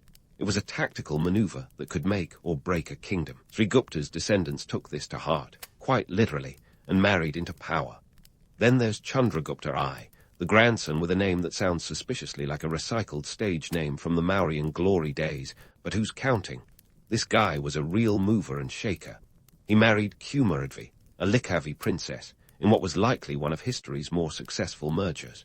This wasn't just a union of two people. It was a merger of power and influence. With this marriage, Chandragupta got a whole lot more than in-laws. He acquired territories and a boost in prestige that set the Gupta Empire in motion. In true empire-building fashion, Chandragupta didn't just stop at a dynastic marriage. Around 320 CE, he declared himself Maharajadharaja, or King of Kings. A bold proclamation considering his domain wasn't exactly sprawling. But hey, go big or go home, right? This title was more than just a fancy nameplate. It was a clear signal that the Guptas were ready to step up and play with the big boys. As the Guptas expanded their influence, they utilized a blend of diplomacy and military strength that would make any modern strategist take notes. They were like the chess grandmasters of the ancient world, knowing when to advance, when to hold back, and when to knock over the board and declare victory. They didn't just rely on brute force. They relied on a clever combination of alliances, marriages, and occasionally a little bit of good old-fashioned conquest. And let's not forget the economic savviness of these early Guptas. Trade routes were the lifelines of empires, and the Guptas knew how to keep those arteries pumping. The Silk Road was more than just a highway for exotic goods. It was the internet of the ancient world, spreading ideas, culture, and yes, wealth. The Guptas tapped into this network, which brought prosperity and a touch of cosmopolitan flair to their burgeoning empire. But lest we get too caught up in the romance of empire building, let's remember this. The Guptas were no strangers to the harsh realities of power. Realpolitik was the name of the game, and guile was often the tool of choice. They cannily managed to keep their empire largely intact through savvy governance and a decentralized administration that gave local rulers enough power to feel important, but not enough to threaten the center. It was a balancing act worthy of a circus performer. In a nutshell, the rise of the Gupta Empire was a masterclass in turning the tables when the odds seemed stacked against you. From the modest beginnings of Sri Gupta to Chandragupta, by strategic maneuvers. It was an era that would eventually be remembered as a golden age. But before the gold, there was grit, and the Guptas had plenty of it. So, with all this grit, how did Chandragupta manage to turn his modest kingdom into a burgeoning empire? Well, the guy wasn't just sitting around debating whether the Gupta crest should be a lion or an elephant. He was busy expanding territory like he was playing ancient Risk, and his marriage to Princess Kumaradvi was his ace in the hole. It's like the ultimate power couple move, combining forces not just for love, but for the Likhavi kingdom's strategic bonus. You see, Kumaradvi wasn't just a princess with a pretty tiara. Her family controlled a swath of northeastern India that was prime real estate for an empire with big dreams. Chandragupta understood that the real power wasn't just in wielding a sword, but in knowing when to sheath it and offer a hand, preferably one adorned with a matrimonial ring. This alliance with the Likhavis wasn't just a footnote in a royal diary. It was a game changer. It added significant territory and prestige to the Gupta portfolio, like acquiring a high-performing stock in the ancient geopolitical market. And let's not forget the handy infusion of military strength that came with it. Now, Chandragupta wasn't merely a king. He was a king with a formidable army, ready to flex when diplomacy hit a snag. In terms of power dynamics, Chandragupta was playing 4D chess while others were still figuring out checkers. His reign saw a clever balance between the carrot and the stick, offering alliances to those who played nice, and a little friendly persuasion to those who didn't. It was a time when the pen and the sword were both mightier, depending on which was needed most. Under his rule, the Gupta Empire began to stretch its limbs across the Indian subcontinent, putting not just territory, but also economic strategies to good use. And speaking of economics, let's talk currency. The Guptas were minting coins like they were ancient Bitcoin miners, spreading their brand across regions faster than a viral TikTok trend. These coins weren't just pocket change. They were political messages, stamped with the images of Chandragupta and Kumaradvi, showcasing their unity and the empire's prosperity. It was like having a national billboard campaign, minus the pesky digital ads. These coins were a tangible reminder of Gupta dominance, a constant in the wallets of traders and merchants who thrived on the empire's expanding trade networks. The Guptas' economic strategy wasn't just about shiny coins, though. They knew that a thriving empire needed more than just a good mint. Trade routes were the empire's arteries, and the Guptas were excellent at keeping them open and thriving. Goods flowed through their territories like a well-oiled machine, connecting the Indian subcontinent to Silk Road trade and beyond. It was a time when spices, textiles, and gems not only traveled far and wide, but also brought back wealth and ideas, enriching the cultural tapestry of the empire. But let's not get too cozy with the romantic notion of trade and expansion. The reality was that maintaining such a vast network required more than just strategic marriages and economic wizardry. It demanded a keen understanding of governance. Chandragupta and his successors had to master the art of decentralized administration. They allowed local rulers enough autonomy to keep them happy, but not enough to challenge the central authority. It was a delicate dance, like walking a tightrope while juggling alliances and keeping an eye on potential revolts. In the grand narrative, Chandragupta's reign marked the dawn of what would come to be known as India's golden age. But before the art, culture, and science flourished, there was a foundation built on strategic alliances, military might, and economic savvy. The empire's PR efforts painted a picture of unity and prosperity, a narrative that was crucial for maintaining order and encouraging loyalty among the diverse populations under Gupta rule. It was a masterclass in ancient statecraft, balancing the idealism of a unified empire with the harsh realities of power politics. As we leave this chapter of Gupta history, remember that the empire's rise was no overnight success story. It was a calculated climb, marked by clever moves, some battlefield bravado, and a marriage that was as much a strategic alliance as a royal affair. Chandragupta may not have had the dramatic flair of a Shakespearean king, but his reign set the stage for the cultural and intellectual flourishing that would follow. Stay tuned, because the curtain is just rising on the Gupta Golden Age, and there's plenty more intrigue and innovation to come. As the stage sets for the Gupta Golden Age, our focus shifts to Samudragupta, the empire's next headliner, who took the crown around 335 CE. If Chandragupta I was the empire's architect, then Samudragupta was its relentless builder, expanding its borders with the fervor of a kid collecting rare Parkaman cards. Known as the Napoleon of India, a title that stuck thanks to his prolific conquests, not an inferiority complex, Samudragupta's reign was a masterclass in military strategy and cultural diplomacy. Let's dive into the nitty-gritty of his campaigns. Samudragupta's military escapades were nothing short of legendary. By the time he was done, he'd annexed or turned into vassals about 20 kingdoms, stretching the Gupta influence over a vast expanse from the Himalayas in the north to the Pallava kingdom in the south. His conquests were like a well-played game of Risk, except instead of plastic soldiers, he used real ones. The guy was on a first-name basis with victory, and his approach was as methodical as it was ruthless. He understood that to keep the empire's heart beating, its borders had to pulse with the rhythm of expansion. Now, before we get too swept up in the romance of a conquering hero, let's remember that military campaigns in the 4th century weren't exactly Instagrammable events. They were messy, brutal affairs that required not just brawn but brains. Samudragupta's strategic brilliance lay in his ability to turn conquered foes into allies, a move that was as much about pragmatism as it was about power. Instead of leaving a trail of destruction, he left a network of tributary states, each one a cog in the great Gupta machine. It was a classic carrot-and-stick approach. Those who surrendered peacefully were often reinstated as local rulers, albeit with a Gupta-approved leash. Of course, with great conquest comes even greater PR.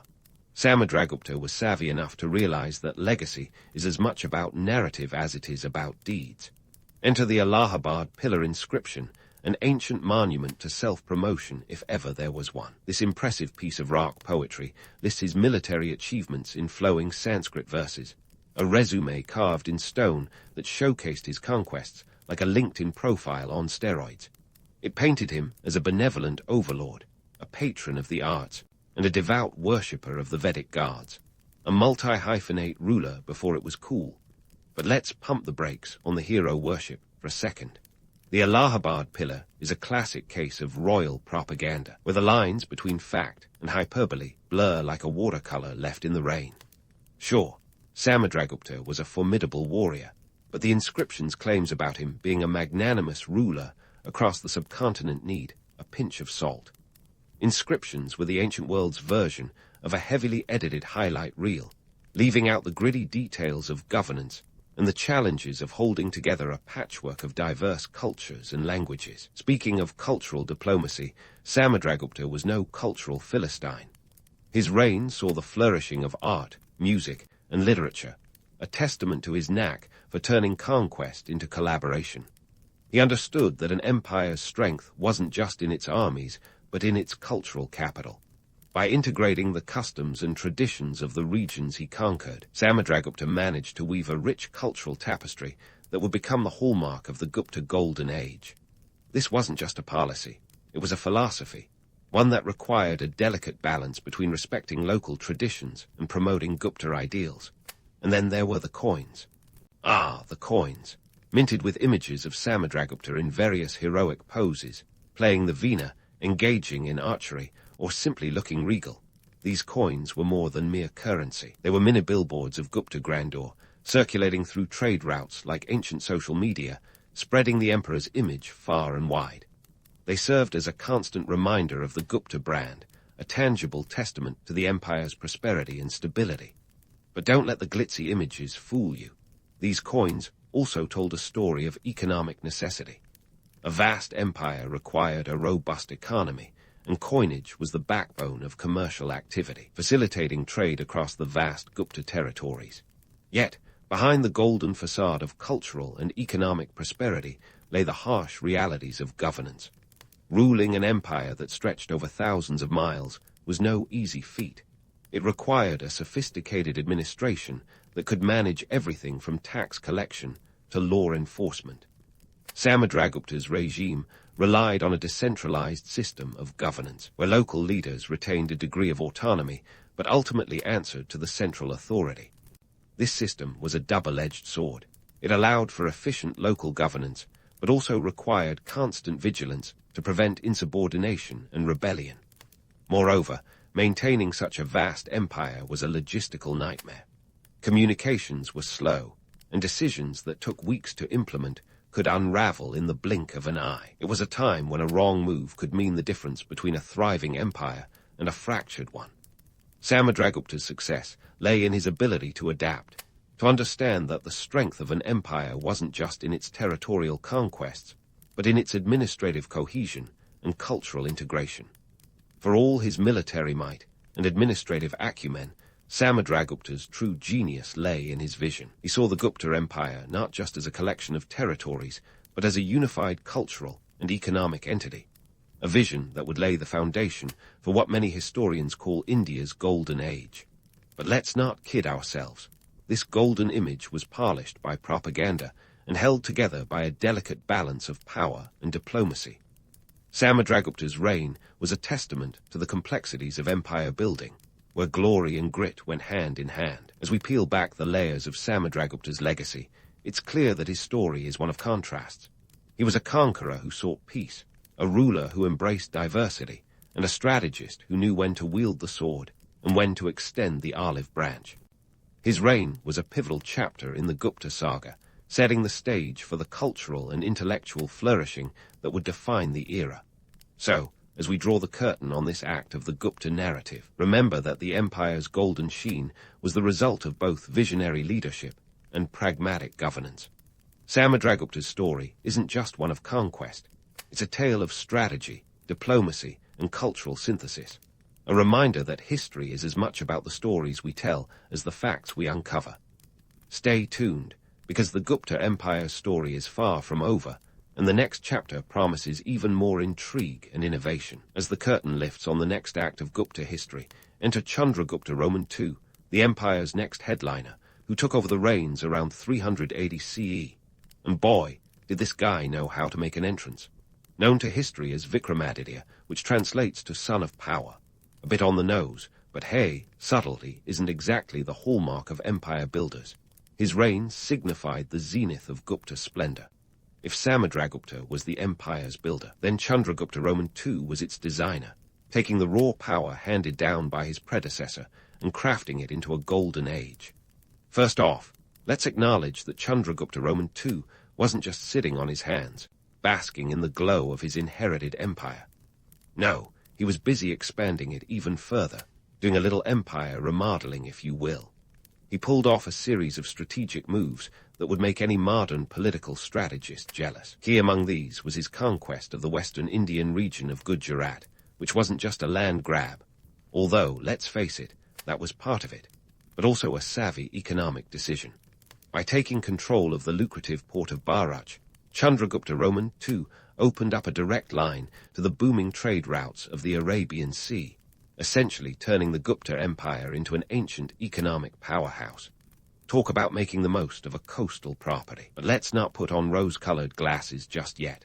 While the romanticized tales of Vikramaditya's court suggest a utopia of peace and prosperity, the truth was a bit more complex.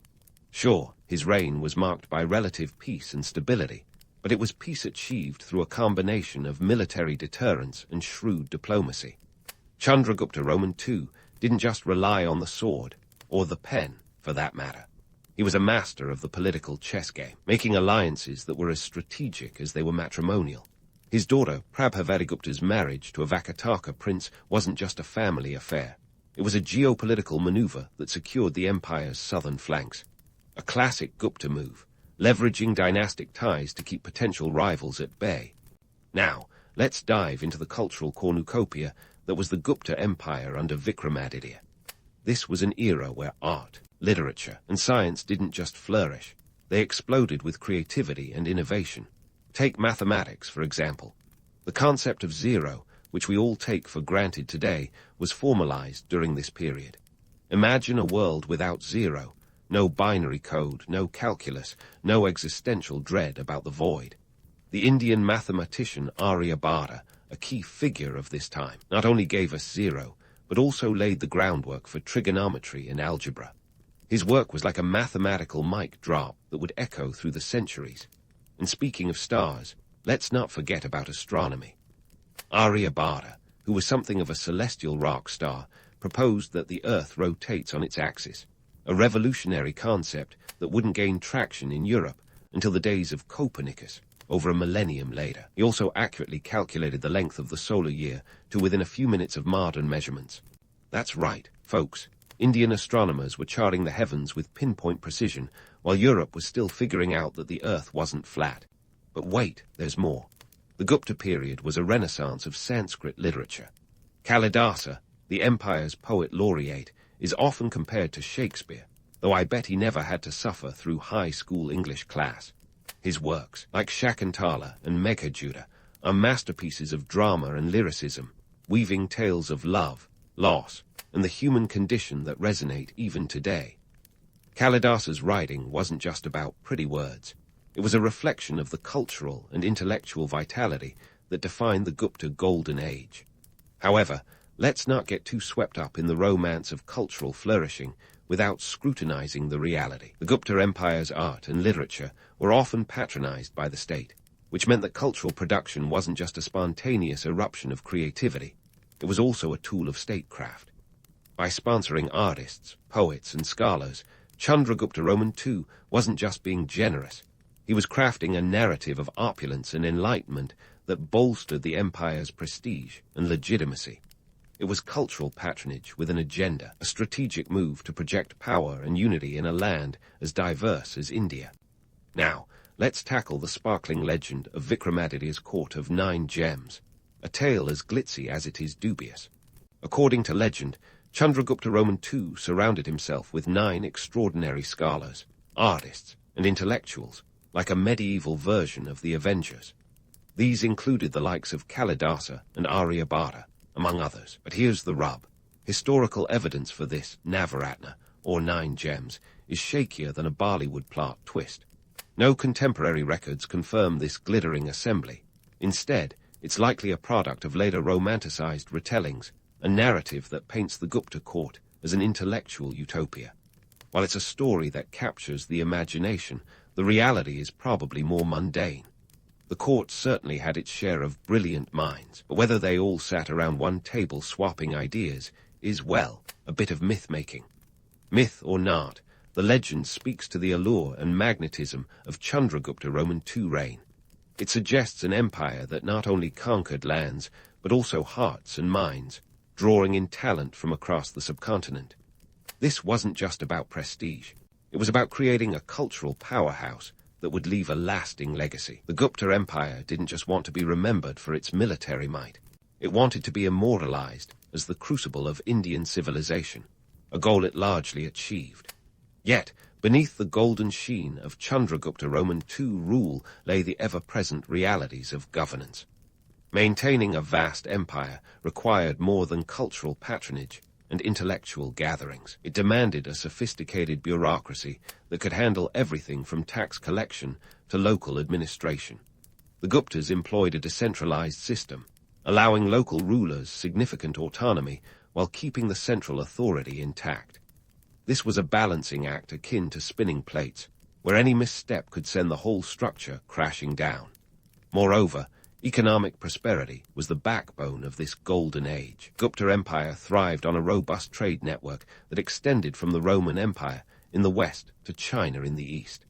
This wasn't just about exchanging goods, it was about exchanging ideas. The Silk Road was more than just a trade route. It was an artery of cultural and intellectual exchange that enriched the Gupta civilization.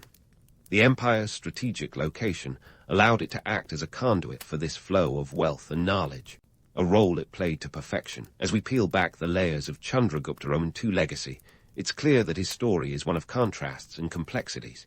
He was a ruler who embraced the arts while wielding the sword, a leader who understood that power wasn't just about conquest, but also about cultural and intellectual capital. His reign was a pivotal chapter in the Gupta saga, a time when India truly shone on the world stage. So, as we draw this act of the Gupta narrative to a close, remember that the empire's golden age was a tapestry woven from threads of conquest, culture, and commerce. Chandragupta Roman II reign wasn't just a period of peace and prosperity. It was a time of transformation, a moment when the Gupta Empire cemented its legacy as one of history's great civilizations. And while the narrative is rich with romance and myth, it's the reality of strategic governance and cultural patronage that truly defined this era. Stay tuned, because the story of the Gupta Empire is far from over, and the next chapter promises even more intrigue and innovation. As we transition from the zenith of Gupta glory under Chandragupta Roman II to the murkier waters of decline, let's face it, what goes up must come down, and no empire is immune to the gravitational pull of history. While Chandragupta Roman II left a legacy of cultural brilliance and economic strength, seeds of decline were already being sown. Think of it like a bustling restaurant where the chef's on fire, the food's to die for, but the plumbing's falling apart behind the scenes. Eventually, those cracks become too big to ignore. The first tremors of trouble were internal. You see, the art of ruling a sprawling empire is a bit like juggling flaming swords while riding a unicycle. The Guptas had mastered this delicate balance for a while, but as the 5th century rolled, internal strife began to rear its ugly head. The decentralized governance model that had once been a strength became a liability. Regional governors, or maharajas, started feeling a bit too comfortable in their fiefdoms, behaving more like independent rulers than loyal vassals. It was as if the empire had become a patchwork quilt, and some squares were threatening to unravel the whole piece. Enter the economic challenges. The Guptas had once thrived on a bustling trade network, but by the 5th century, the winds of commerce began to shift.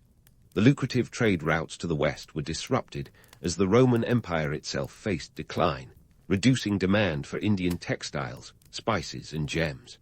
Meanwhile, the Silk Road was becoming less of a highway and more of a bumpy dirt path, thanks to the rise of hostile tribes along its length. The empire's coffers, once overflowing like a fountain, started to look more like a leaky bucket. Now, if internal strife and economic hiccups weren't enough, the Guptas had to contend with external pressures that would make even the most stalwart emperor reach for a stiff drink. Enter the Huns. No, not Attila and his marauding gang from Europe, but their cousins from Central Asia. The Altshan Huns, led by a charismatic leader named Toramana, began their incursions into Gupta territory around the middle of the 5th century. Imagine them as the ancient world's equivalent of a biker gang rolling into town, demanding tribute and causing chaos. Toramana's raids were just the beginning. His successor, Mihirakula, took things up a notch, or 10. By the time Mihirakula was done, the Huns had ravaged northern India, leaving a trail of destruction that would put any modern disaster movie to shame. The once glorious infrastructure of the Gupta Empire was now a shadow of its former self. Cities that had been centers of learning and culture were reduced to rubble, and the empire's ability to project power over its vast domain was severely diminished. But let's not just blame the Huns for everything. The decline of the Gupta Empire was a complex cocktail of factors, and the Huns were merely the straw that broke the camel's back. The truth is, the empire was already staggering under the weight of its own success. The golden age that had defined the Gupta period was, in many ways, a double-edged sword. The very cultural and intellectual achievements that had made the empire a beacon of civilization also created a complacency that left it vulnerable to external threats. As we reflect on the Gupta Empire's decline, it's tempting to get swept up in the romanticized notion of a lost golden age. After all, who doesn't love a good tale of rise and fall, complete with heroes, villains, and a splash of cultural grandeur? But let's not kid ourselves. The Guptas were human, subject to the same flaws and foibles as any other rulers. Their golden age was as much about savvy statecraft and economic strategy as it was about cultural flourishing. So what is the lasting impact of the Gupta period on Indian history and culture? Well, for starters, it left an indelible mark on the subcontinent's cultural and intellectual landscape. The achievements in science, mathematics, and art during this period laid the groundwork for future generations, influencing everything from architecture to literature. The Gupta era's emphasis on scholarship and learning became a defining characteristic of Indian civilization, one that continues to resonate to this day. Moreover, the Gupta period's romanticized legacy as a golden age has shaped how subsequent generations view Indian history. It serves as a reminder that cultural and intellectual achievements can coexist with political and economic challenges, that the light of civilization can shine brightly even in the face of adversity. But let's not forget the harsh reality. The Guptas' golden age was also a time of social stratification and political machinations, a period where the veneer of prosperity often masked underlying tensions. As we wrap up this saga of the Gupta Empire, let's leave with a few sharp observations. History, as they say, is written by the victors, but it's also remembered by those who long for a past that never quite existed. The Gupta Empire's legacy is one of both myth and reality, a testament to the complexities of human ambition and the ever-shifting sands of power. It's a story that reminds us that even the mightiest of empires are but temporary blips in the grand tapestry of history. Their glory is fleeting as a shooting star across a night sky. So, as our historical journey through the Gupta Empire comes to a close, let's raise a metaphorical glass to the Guptas, not just for their achievements, but for their humanity. They were visionaries and strategists, dreamers and doers, who crafted a legacy that continues to inspire and caution us today. And as we drift off into the realm of dreams, may we carry with us the lessons of the Gupta era. That history is as much about the stories we tell as the truths we uncover, a dance of romance and reality that echoes through the ages. In the bustling chaos of ancient Rome, a teenage boy named Gaius Octavius was about to pull off one of the most audacious power grabs in history. Let's paint the scene. Rome in 44 BCE. Picture a city that's a mix of grandeur and grime, with around 1 million inhabitants crammed into an urban sprawl that smells like a mix of spices and sewage.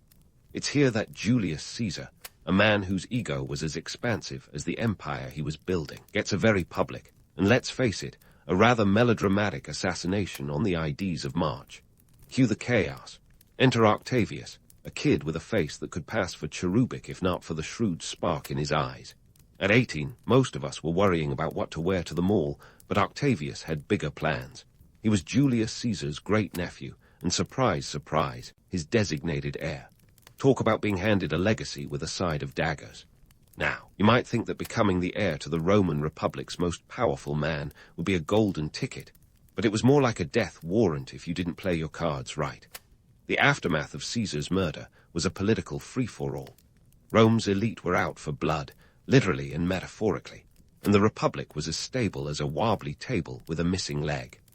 Enter Mark Antony, Caesar's right-hand man, and a guy with ambitions as big as his ego. Antony was the kind of fellow who could charm the toga off a senator's wife while simultaneously plotting his next political move. He thought he'd slide into Caesar's sandals without much fuss, but Octavius had other ideas. Here's where it gets fun. Octavius, barely old enough to vote, decides to take on Rome's seasoned power brokers. This wasn't just a battle of armies, it was a battle of wits. Antony underestimated Octavius, probably chalking him up as a kid playing dress-up. Big mistake. Octavius had a mind as sharp as a Roman gladius, and the kind of patience that would make a Taurus look impulsive. So what does our young protagonist do? He throws a political party with a guest list that would make any influencer jealous.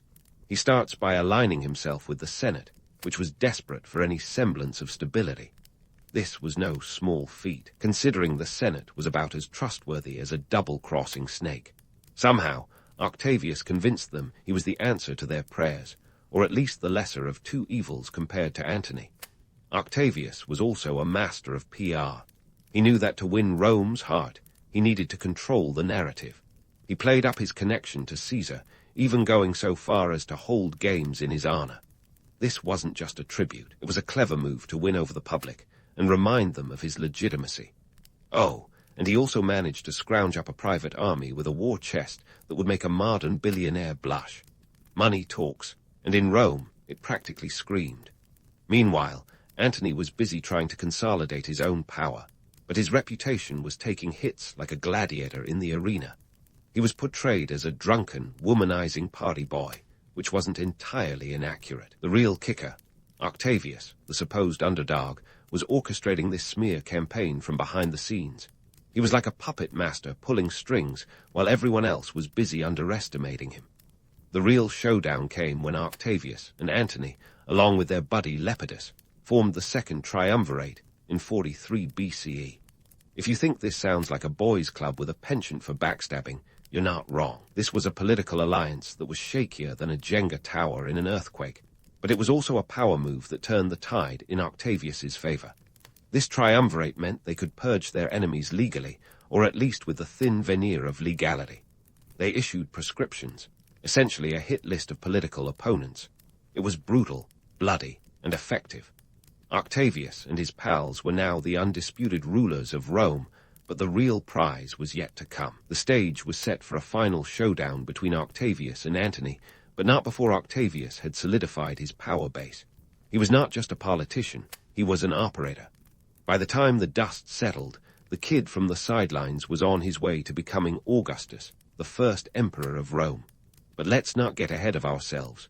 That tale of imperial intrigue deserves its own spotlight. For now, let's appreciate the absurdity of it all. A teenager outsmarting Rome's elite, navigating a treacherous political landscape, and redefining what it meant to wield power in the ancient world. It's a tale of ambition, cunning, and a fair bit of luck. Octavius didn't just inherit Caesar's legacy. He transformed it, paving the way for an empire that would shape history for centuries. And it all started with a boy who dared to dream and a city in turmoil. So, here we are, with Octavius on the fast track from political fledgling to master strategist. The second triumvirate was like Rome's version of a high-stakes poker game, where everyone was holding a deck full of daggers. Octavius, alongside Mark Antony and the rather less famous Lepidus, was carving up the Roman world like a pizza with way too many toppings. This was a partnership born out of necessity rather than friendship, with enough mutual distrust to fill the Tiber River. Now, let's talk about those prescriptions. Imagine a system where you could put your least favorite people on a list, and poof, they're public enemies with a target on their backs. It was a brutal method of political spring cleaning that saw around 300 senators and 2,000 equites, Rome's version of the middle class, meet rather grisly ends. It was like a grim reality show where survival wasn't just a metaphor. This was Octavius showing he could play hardball with the best of them, and it worked. The treasury was replenished, and the political playing field was conveniently cleared of dissenters. With Rome somewhat stabilized, the triumvirs turned their attention to avenging Caesar's death. This involved taking out the liberators, Brutus and Cassius, at the Battle of Philippi in 42 BCE. Think of it as Rome's version of a revenge flick, but with more swords and questionable hygiene. Triumvirs emerged victorious, though Octavius had a rough go of it, reportedly falling ill during the battle. Mark Antony, on the other hand, seized the spotlight, commanding troops with the flair of a Roman rock star, and proving he was more than just a party boy. But back in Rome, the triumvir's unity was as stable as a sandcastle in a tsunami. Lepidus was soon sidelined to North Africa, leaving Octavius and Antony to play a high-stakes game of political chess. This was where the real fun began, with Octavius proving once again that he was a master of the long game. While Antony was off gallivanting with Cleopatra in Egypt, Octavius was busy in Rome, spinning tales that painted Antony as a traitor. He was the ancient equivalent of a PR whiz, turning public opinion with the finesse of a social media influencer. And here's where the propaganda machine really kicked into high gear. Octavius claimed that Antony was planning to give Rome away to Cleopatra, Rome's ultimate femme fatale. That Cleopatra was more than an exotic seductress, ruling Egypt with intelligence and charisma, didn't make it into the Roman tabloids. Instead, Octavius played up the scandal, portraying Antony as a man who'd lost his Roman virtues to the allure of an Egyptian queen. It was juicy gossip that captured the public imagination, and Octavius knew exactly how to milk it. But it wasn't all propaganda and scandal. Octavius was also securing loyalty through land grants and promises, ensuring his troops were well rewarded. He knew that a soldier with full pockets was a loyal soldier. Meanwhile, Antony's absence from Rome left him vulnerable, and Octavius exploited every opportunity to undermine his rival. The political landscape was as treacherous as a Roman road after a rainstorm, and Octavius navigated it with the precision of a charioteer. The tension reached a boiling point, leading to the inevitable showdown, the Battle of Actium in 31 BCE. Picture this, a naval engagement with more drama than a Greek tragedy set on the Ionian Sea. Antony and Cleopatra's forces faced off against Octavius's fleet, commanded by Agrippa, a man who knew his way around a naval battle like a Roman knew his way around a banquet. The stakes were colossal, and the outcome would determine the fate of the Roman world. Antony's forces were formidable, but the odds were stacked against him. Octavius had the strategic advantage, and his fleet was better prepared. The battle turned into a rout, and Antony and Cleopatra's forces crumbled. In a desperate bid to escape, they fled to Egypt, leaving Octavius as the unchallenged victor. The cost of this victory, it was a bloodbath, with casualties as numerous as the grains of sand on the Ionian coast. The victory at Actium was a turning point, cementing Octavius's position as Rome's undisputed leader. It marked the end of the Roman Republic and the dawn of the Roman Empire. But Octavius wasn't just a conqueror. He was a shrewd politician who understood the importance of appearances. He returned to Rome not as a dictator, but as a restorer of the Republic, even though the Republic's corpse was barely cold. This was political theater at its finest, with Octavius playing the role of humble servant while quietly consolidating power. He was hailed as a hero, the man who had saved Rome from the brink of chaos. The Senate, eager to curry favor, showered him with titles, eventually bestowing upon him the name Augustus in 27 BCE. It was a title that signified greatness, and Augustus was more than willing to embrace the role. But let's not forget the real cost of Octavius's rise to power. It was built on a mountain of corpses, a testament to the ruthless nature of Roman politics. The Second Triumvirate was a bloody affair, a reminder that power often comes at a steep price. Yet, amidst the carnage and chaos, Octavius had reshaped Rome in his image, laying the foundations for an empire that would endure for centuries. As Augustus, he would go on to transform Rome, ushering in an era of relative peace and stability known as the Pax Romana. But that's a story for another day. For now, let's marvel at the audacity of a man who took on Rome's elite and emerged victorious, a testament to the power of ambition, cunning, and a fair bit of luck. The tale of Augustus is far from over, and as we delve deeper into his reign, we'll uncover the complexities of a ruler who was as enigmatic as he was influential. Stay tuned, because the story of Rome's first emperor is just getting started. As Augustus settled into his new role, the transformation of Rome from a republic teetering on the edge of chaos to a glittering empire was no small feat. The city was like a teenager going through an awkward phase, desperate for a makeover that would make its peers green with envy. So, Augustus rolled up his sleeves and got down to business, determined to leave his mark on Rome in a way that would make even his legendary predecessor, Julius Caesar, nod in approval. First up on Augustus's to-do list, public works. Rome needed a facelift, and Augustus was ready to play the part of the ancient Barb the Builder. The man had a vision, and he wasn't going to let a little thing like cost get in the way. Over his reign, he famously boasted that he found Rome a city of bricks and left it a city of marble. Now, before we get swept away by this poetic transformation, let's dig a bit deeper. Sure, marble looks fantastic on postcards, but it also comes with a hefty price tag. The Senate, who were about as wealthy as Croesus, footed much of the bill, but Augustus was more than willing to dip into his own war chest when necessary. Let's talk numbers. Augustus's building spree included around 82 temples, which sprouted up like mushrooms after a rainstorm. He also commissioned the Ara Pacis, or Altar of Peace, in 13 BCE, a monument to his favorite pastime, reminding everyone of the peace and prosperity he brought to Rome. The Forum of Augustus was another jewel in his architectural crown, a space that screamed power and stability, even if the latter was sometimes more illusion than reality. But Augustus wasn't just about bricks and mortar. He had a keen eye for urban planning. He divided Rome into 14 regions and established a fire brigade, the Vigiles, to keep the city from going up in flames, literally. Picture a bunch of toga-clad firefighters running around with buckets. It was a start, at least. He also set up a police force, the cohorts urbani, to maintain order, because a city of 1 million people needed more than a couple of stern centurions wagging their fingers. Of course, Augustus didn't stop there. He was the ultimate micromanager, the kind of guy who'd probably rearrange your sock drawer if you left him alone with it for too long. His reforms extended into social policies, too. Augustus was all about reviving Roman virtues, which mostly meant telling people how to live their lives. He passed laws that promoted marriage and procreation, handing out tax breaks to couples with 3 or more kids. It was like a government-sponsored dating service, but with a bit more pressure. These laws were part of Augustus's relentless PR campaign. He knew that to keep the people on his side, he had to control the narrative. He presented himself as a moral beacon in a world that sometimes resembled a toga party gone wrong.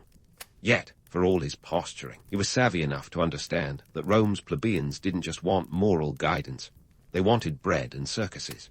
So, Augustus made sure the grain dole kept flowing, and the games were as extravagant as ever, ensuring the masses were entertained, and more importantly, fed. And speaking of PR antics, Augustus was a master at crafting his image. He knew that stories were powerful tools, so he commissioned Virgil to pen the Aeneid, an epic that tied Rome's origins to the glorious tale of Troy. It was a masterstroke of propaganda, solidifying his image as the heir to Rome's divine destiny. Augustus also loved a good statue. His likeness was plastered all over the empire, an ancient equivalent of a modern celebrity endorsement. If Augustus had a brand, it would be peace through power, with a side of marble temples and moral lectures. But let's not forget the gritty realities lurking beneath the veneer of Augustus's Rome. The city was a sprawling urban jungle where the gap between the rich and poor was wider than the Tiber. While Augustus was busy erecting monuments, many of Rome's citizens lived in insulae, cramped apartment buildings that were one match away from a catastrophic fire. The public works might have been shiny, but life for the average Roman was anything but glamorous. Economically, Augustus understood that a stable Rome was a prosperous Rome. He reformed the tax system, streamlining revenue collection and reducing corruption. This helped fill the empire's coffers, allowing for an expansion of infrastructure and services. However, the cost of maintaining the empire was astronomical. The Roman army alone could eat through a budget like a legionnaire through a loaf of bread. Augustus cleverly managed these expenses by settling veterans in colonies across the empire, simultaneously rewarding their service and reinforcing Roman influence. And then there's the Senate. While Augustus loved to present himself as the restorer of the Republic, the Senate was more of a ceremonial relic than a functioning political body. Augustus wielded power like a maestro conducting an orchestra, subtle yet absolute. His clever manipulation of political titles allowed him to maintain the appearance of republican governance while holding the reins tightly. He was princeps, the first among equals, yet there was no mistaking who called the shots. Now, let's talk about Augustus's micromanagement tendencies again, because they're just too good to pass up. The man was obsessed with census data. He conducted 3 during his reign, ensuring that every Roman citizen was accounted for. It wasn't just about numbers, it was about control. Augustus wanted to know who was who, and more importantly, who owed what. In the grand scheme of things, this obsession with detail helped him create a more efficient administration. But it also fed into the narrative of an emperor who liked his ducks in a row, or perhaps his eagles, given the Roman context. In the end, Augustus's reign was a paradox. He was both a ruthless autocrat and a benevolent ruler, a man who could be as charming as he was calculating. His legacy is a testament to the power of perception and the art of control. The Pax Romana he ushered in was as much a product of his iron grip as it was of his vision for Rome. Augustus knew that peace was a fragile thing, and he was prepared to do whatever it took to maintain it. As we wrap up this segment of Augustus's story, it's clear that his reign was a complex tapestry of ambition, reform, and propaganda. The man who had risen from the shadow of Julius Caesar had not only carved out an empire, but had also rewritten the rules of Roman politics.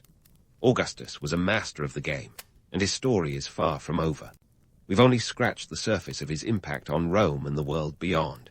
Stay tuned, because the tale of Augustus and the empire he shaped continues to unfold with all the drama and intrigue you'd expect from ancient Rome. As we dive deeper into the heart of Augustus's reign, it's time to unravel the intricacies of the Pax Romana, a term that conjures up images of peace, prosperity, and a golden age of tranquility across the Roman Empire. But before you start picturing toga-clad Romans lounging in idyllic bliss, let's hit the pause button and take a closer look.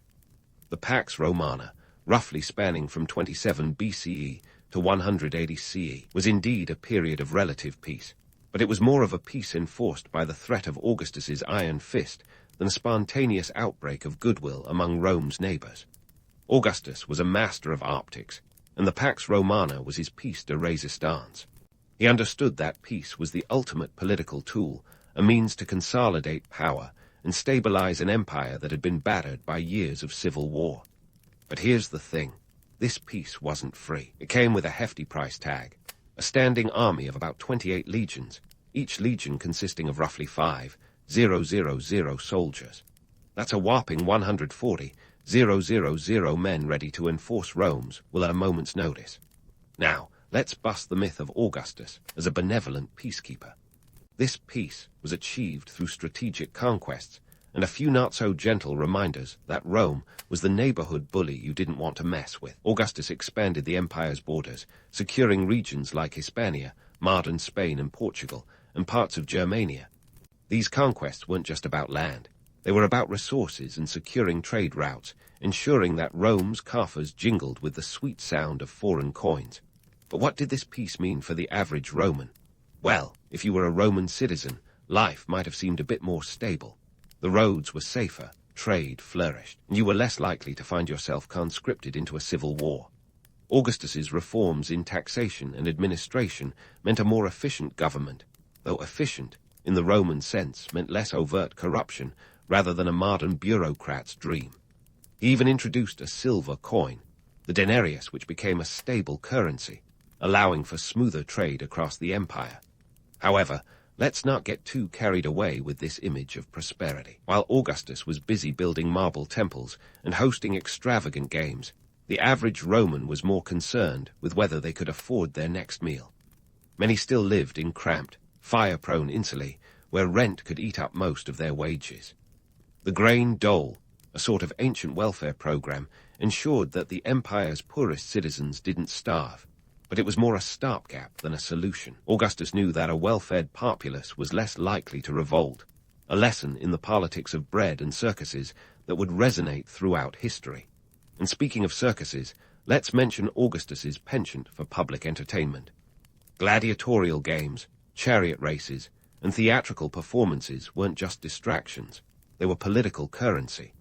Augustus used these spectacles to win public favor, a strategy that would make any modern politician envious. But behind the grandeur and applause, these events were a reminder of Rome's brutal reality, a society where human life was often just another commodity.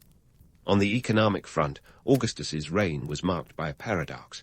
The empire was expanding and trade was booming, yet the wealth gap was as wide as the Tiber. The elite, already richer than Croesus, continued to amass wealth, while the plebeians eked out a living. Augustus's reforms, while beneficial in some respects, did little to address this disparity. The Roman economy was heavily reliant on slave labor, and the spoils of conquest often flowed upward, benefiting those already at the top. Now, here's a twist. Augustus's reforms and the resulting peace led to a population boom. Rome's population swelled to around 1 million, a staggering number for an ancient city. This urban sprawl meant more mouths to feed, more jobs to create, and more potential for unrest. Augustus, ever the pragmatic ruler, expanded the grain dole and invested in infrastructure to keep the city running. But even the most efficient water system couldn't wash away the underlying tensions of a city bursting at its seams. In the provinces, the Pax Romana meant different things. For some, it was a period of integration and Romanization, as local elites were co-opted into the Roman system. For others, particularly those on the empire's fringes, it was a time of subjugation and cultural erosion. Augustus's policies often involved the carrot and the stick, offering protection and trade benefits in exchange for loyalty and taxes. But woe betide any province that dared to rebel. Roman legions were quick to remind them of their place in the pecking order. Augustus was also a fan of soft power. By promoting Roman culture, language, and architecture, he sought to create a sense of shared identity across the empire. It was cultural imperialism with a smile, a way to bind the diverse peoples of the empire under the banner of Roman greatness. Yet, beneath this veneer of unity, cultural tensions simmered, only kept in check by the ever-present threat of Roman military might. Let's zoom out and consider the bigger picture. The Pax Romana was a time of relative peace in a world where war was the norm, but it was a peace built on the bones of Augustus's rivals and the backs of Rome's subjects. It was a period of prosperity for some, hardship for others, and a testament to the complexities of ruling an empire.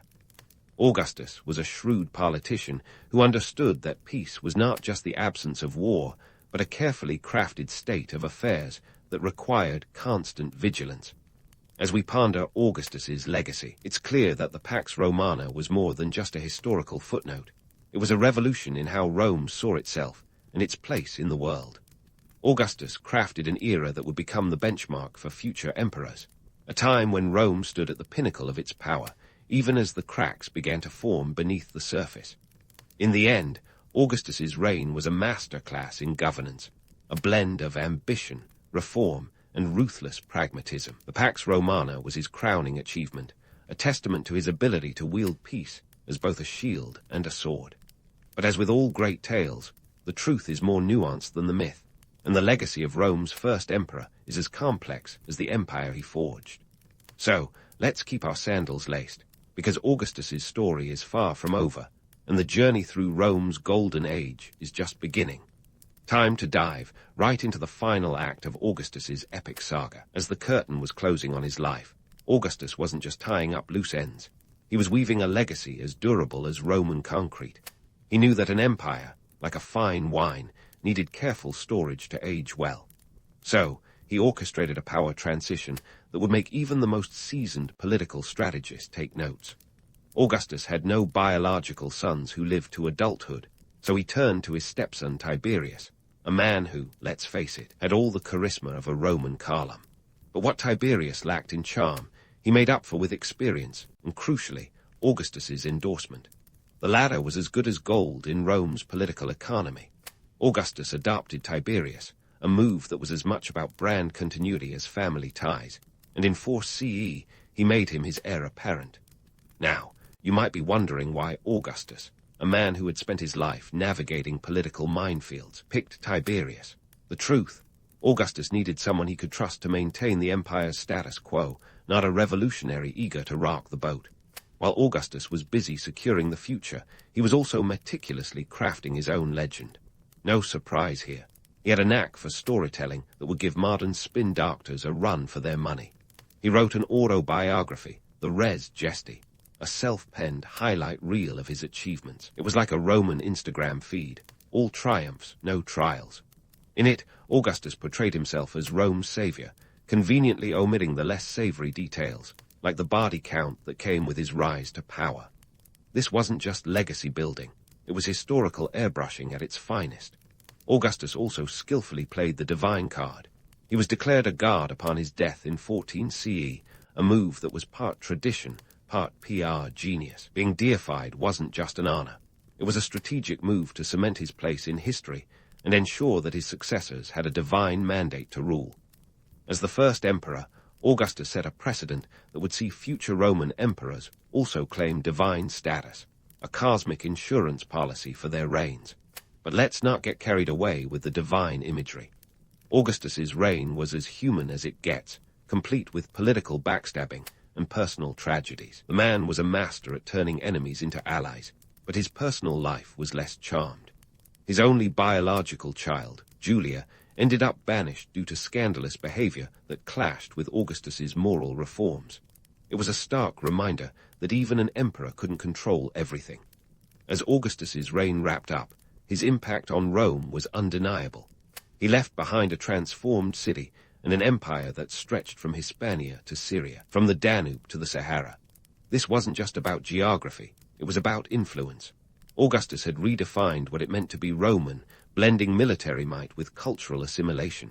Yet beneath the marble facade lay the harsh truths of authoritarian rule, the suppression of dissent, the concentration of power, and the use of propaganda to maintain control. Now, about that transition of power. On paper, Tiberius stepped into Augustus's sandals without a hitch, but the reality was more like trying to fit into a pair of shoes that were both too big and too small. Tiberius inherited an empire at the height of its power, but also a population that had grown accustomed to Augustus's unique blend of autocracy and paternalism. The expectations were sky-high, and Tiberius, with his reserved nature and penchant for retreating to Capri, was less of a crowd-pleaser than his predecessor. Augustus, ever the planner, had laid out a roadmap for Tiberius, ensuring a smooth transition. He left a detailed account of the empire's finances, military strategies, and administrative policies. It was like a Roman version of a presidential transition binder, but with more emphasis on legion deployments and less on photo ops. Augustus understood that power was as much about perception as it was about administration, and he wanted Tiberius to hit the ground running. As Tiberius took the helm, Augustus's legacy loomed large. The Pax Romana continued, but cracks began to show. Tiberius's reign was marked by paranoia and a retreat from public life, a stark contrast to Augustus's public persona. Yet Tiberius managed to maintain stability, a testament to the robust system Augustus had put in place. It was a classic case of an empire running on the momentum of its founder's reforms, even as his successors struggled to fill his sandals. In the end, Augustus's legacy was a double-edged sword. He had created an empire that was both a beacon of civilization and a model of imperial domination. His reign was a testament to the power of narrative and the art of governance, a blend of ruthless efficiency and calculated benevolence. Augustus was the architect of an empire that would endure for centuries, yet his methods set a precedent for autocracy that future emperors would exploit, often to Rome's detriment. The myths surrounding Augustus continue to captivate us, offering a romanticized view of a golden age that glosses over the gritty realities. His deification and carefully crafted narrative paint a picture of a leader who was more than human, yet his life was marked by very human struggles and triumphs. Augustus's story is a reminder that history is as much about the stories we tell as the facts we can verify. As we close the book on Augustus, it's clear that his impact on Rome and the world was profound. He was a master of power, a visionary who reshaped a crumbling republic into a formidable empire. His legacy is a testament to the complexities of leadership and the enduring allure of power. Augustus may have left behind a city of marble, but his true monument is the Roman Empire itself, an empire that would rise and fall, but never be forgotten. So, as you drift off with tales of emperors and intrigue, remember that history is less about marble statues and more about the people who dared to dream and the empires they built. There he was, a gangly teenager with a face full of ambition and a head full of dreams, trying to navigate the muddy roads of Virginia's backcountry. George Washington, the man who would become the first president of the United States, started not with a bang, but with a whimper. His early life wasn't exactly the stuff of legends, though we've certainly tried to mold it that way. Take his education, for instance. The myth suggests he was a prodigious student, devouring Latin and Greek like they were appetizers before the main course of destiny. In reality, George's formal education ended at 11 when his father died. He was left with a basic grasp of reading, writing, and arithmetic, hardly the curriculum for future greatness. But what he lacked in book smarts, he made up for in sheer boldness and a knack for networking. Yes, George knew how to rub elbows, even if those elbows were often covered in the dust of the Virginia frontier. His early career choice, surveying. Now, surveying isn't the glamorous profession you'd associate with a budding national icon, but it was a respected trade back in the 1740. It's like the colonial version of being a tech startup founder, without the hoodies and free kombucha. At 16, George joined a surveying expedition to the Shenandoah Valley, armed with little more than a compass and a sense of adventure. Now, here's where the mythmakers would have you believe he was a natural prodigy, mapping out the wilderness with the precision of a human GPS. The truth, he learned the hard way that surveying was no walk in the park. His early maps were about as reliable as a weather forecast from a groundhog. But let's not be too harsh. After all, he was just a kid trying to find his footing in a world where accuracy was often a matter of life and death. And then there's the infamous cherry tree incident. Ah yes, the I cannot tell a lie story. Supposedly, young George chopped down his father's cherry tree and confessed with saintly honesty when confronted. Spoiler alert, this never happened. It was a fabrication by one of his biographers, Mason Lark Weems, who who thought George's life needed a little extra sparkle, and who can blame him? It's a neat little story that paints Washington as a paragon of virtue from the get-go. But in reality, young George was more concerned with surveying lines than fruit trees. As Washington grew older, he traded his surveyor's tools for a musket, stepping into the risky world of military command during the French and Indian War. Here's where the legend meets the slightly embarrassing reality. Washington, 22-year-old lieutenant colonel with dreams bigger than his boots, led a ragtag group of militiamen into the wilderness of what is now western Pennsylvania. His mission, to drive the French out of the Ohio Valley. What could possibly go wrong, right? Well, everything. Washington's first real taste of military action led to the construction of Fort Necessity, a name that would soon become ironic. The fort was essentially a fence in the woods, hastily built and poorly defended. On July 3, 1754, the French, unimpressed by Washington's makeshift fortifications, attacked. Washington's men were outnumbered and outgunned, and the whole debacle ended with him signing a surrender document in a language he didn't fully understand. The French made sure it included a confession of murder. Oops, not exactly a glorious start. Despite this epic military blunder, Washington's superiors saw potential in him, liked his pluck, his ability to rally men, and his fearless ambition. Plus, he was tall, 6'2", which was towering for the time. That commanding stature didn't hurt his leadership image, even if his tactical decisions sometimes did. Washington's early military career was a series of learning experiences, or as some might call them, failures. But they were failures that taught him invaluable lessons about leadership, logistics, and the brutal realities of colonial warfare. So, there you have it. The early years of George Washington, full of more missteps than myths.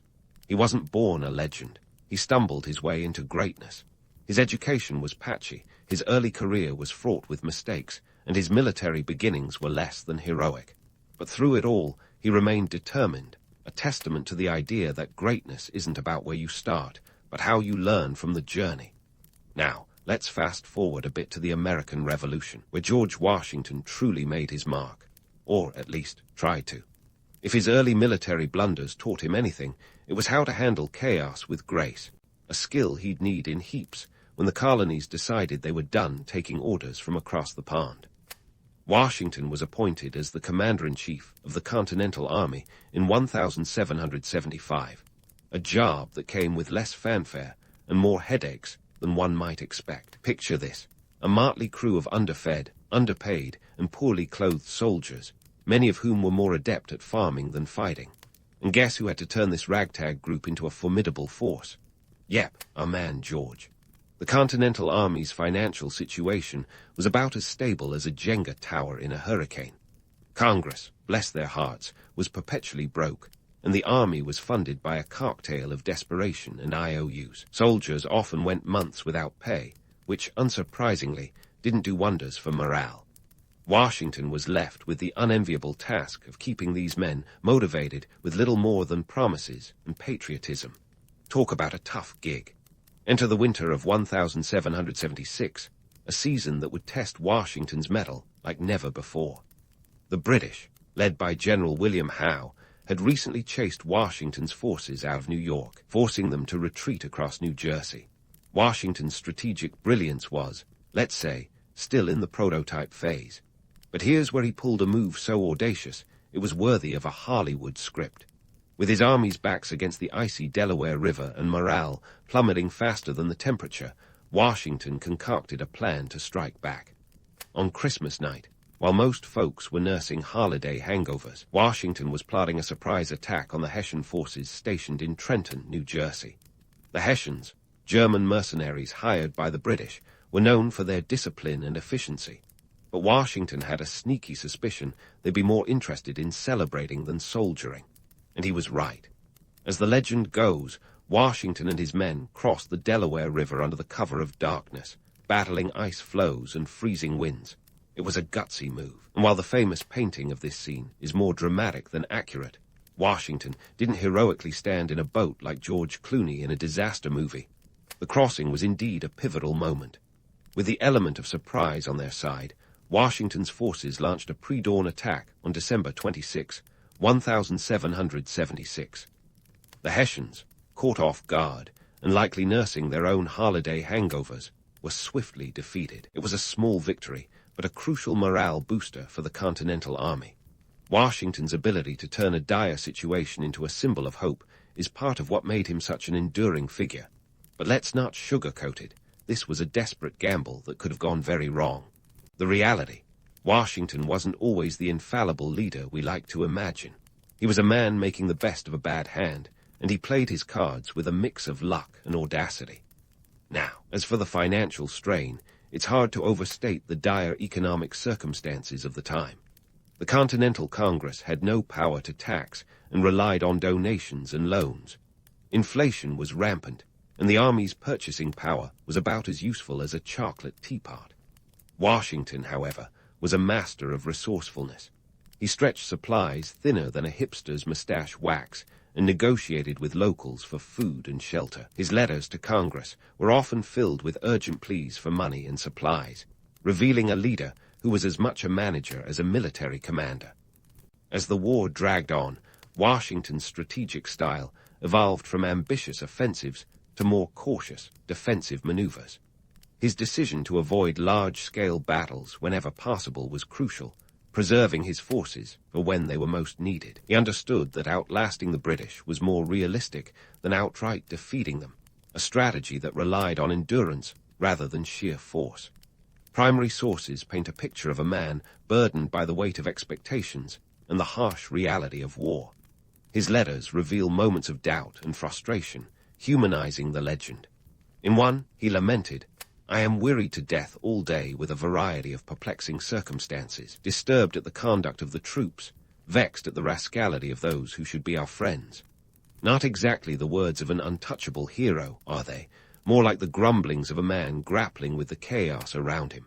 Washington's leadership also involved balancing the political landscape. His presence unified the colonies, a motley collection of interests and agendas. Despite his aristocratic background, he earned the trust of those who might have otherwise been skeptical of yet another figurehead in power.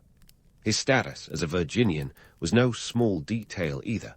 It helped bridge the North-South divide, ensuring that the revolutionary cause didn't implode from internal disagreements.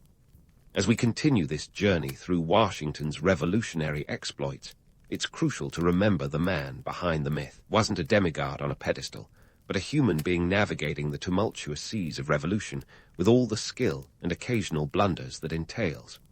Washington's story is one of grit and resilience, of learning from failures and seizing opportunities, of leading an improbable cause with a tenacity that would eventually shape a nation. But don't get too comfortable. The revolution is far from over, and there are more battles, both literal and metaphorical, on the horizon. Stay tuned for the next chapter, where we'll delve deeper into the trials and triumphs that defined Washington's role in America's birth. As the dust of the revolution settled, Washington found himself in the oddest position possible, a reluctant leader of a newly independent nation. He was like a reality show contestant who accidentally won and now had to figure out how to run an entire country. It was 1789, and America was a newborn, about as steady as a toddler on roller skates. George Washington, with his knack for being the right guy at the right time, was unanimously elected as the first president of the United States. Though let's be real, it was more like being crowned king, except without the fancy hat. Washington's presidency was a grand experiment, and he was the one mixing the chemicals, hoping nothing would explode. The Constitution had been ratified, but that document was more of a sketch than a blueprint.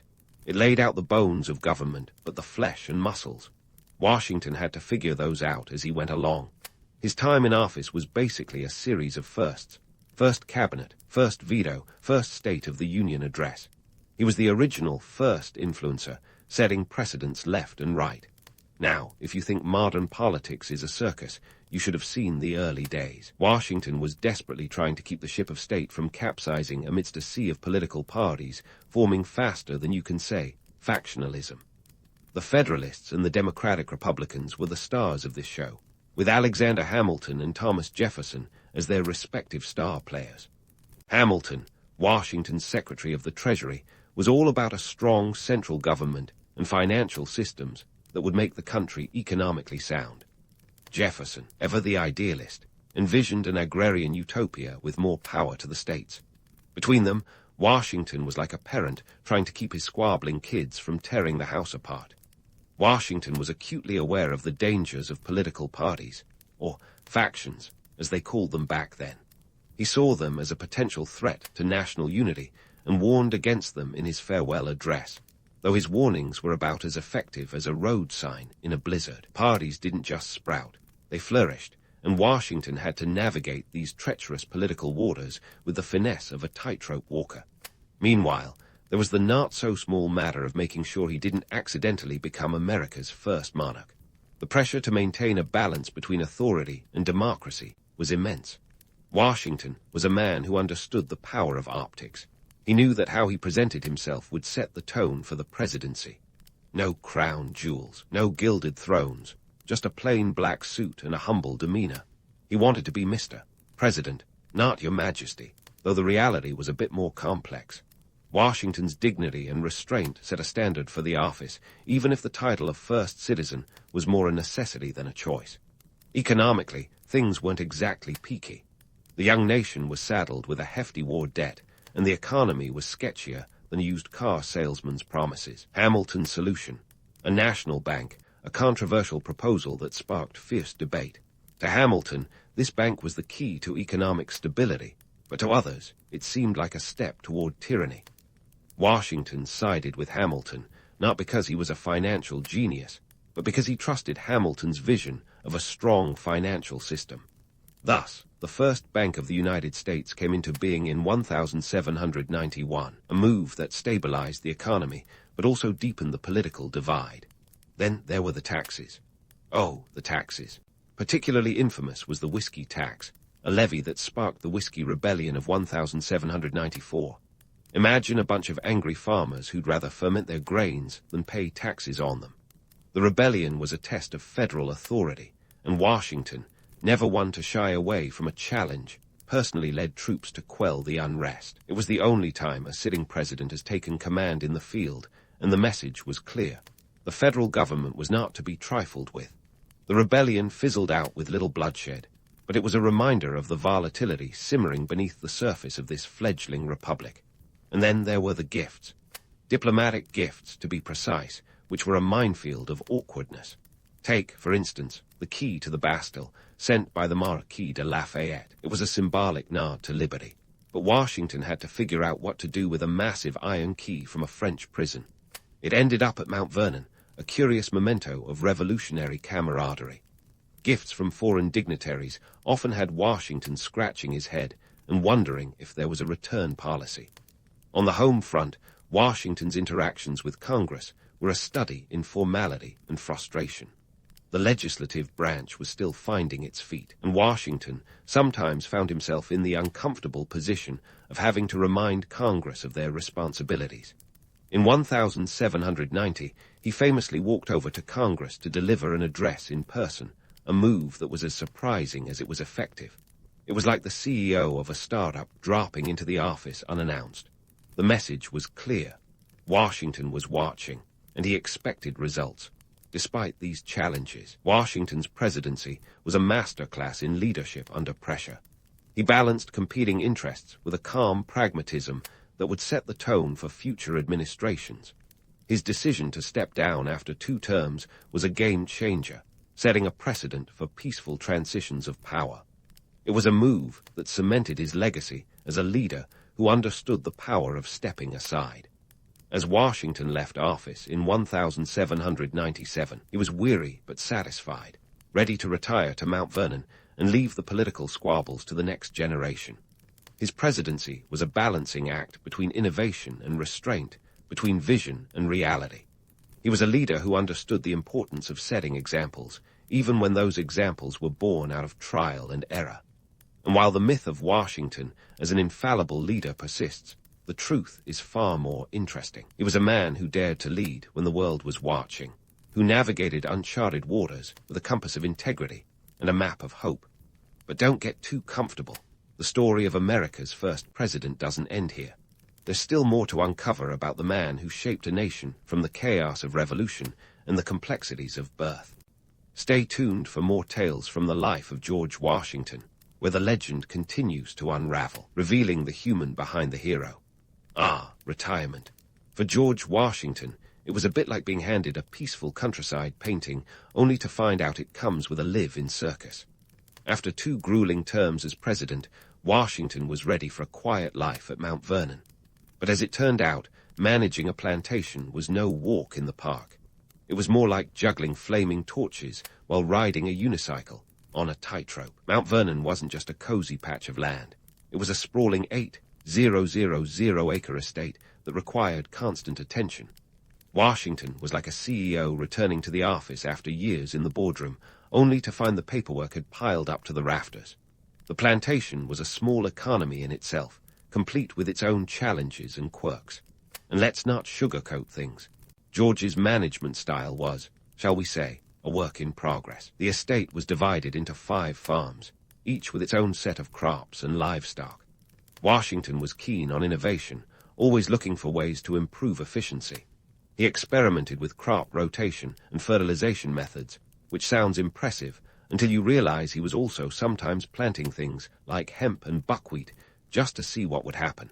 It was like a 19th century version of throwing spaghetti at the wall to see what sticks. Now, here's where the myth of Washington as the infallible farmer takes a hit.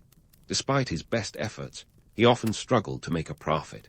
The plantation's finances were more tangled than a bowl of spaghetti. By 1799, the estate was valued at around $19,000, but it was burdened with debt. Washington found himself writing letters to his overseer as frequently as a teenager texting their crush, trying to micromanage from afar with mixed results. And then there was the human element, specifically the enslaved people who worked the plantation. Washington's views on slavery were as complex and contradictory as a Rubik's Cube. Publicly, he was the dignified statesman. Privately, he was the plantation owner grappling with the moral quagmire of slavery. By the time of his death, he owned 123 enslaved people, a fact that casts a long shadow over his legacy. Washington's will famously stipulated the freeing of his enslaved workers upon Martha's death, a progressive move for the time, but one that also highlights the complexity of his stance. He was a man of his era, caught between the ideals of liberty he championed and the economic realities he lived. It's a contradiction that echoes through history, reminding us that even the founding fathers were flawed and fallible. But enough about the Sama realities. Let's talk about the oddities, the quirks that add a touch of human comedy to Washington's later years. Take his obsession with the latest agricultural technology. Washington was like a kid in a candy store whenever a new gadget came along.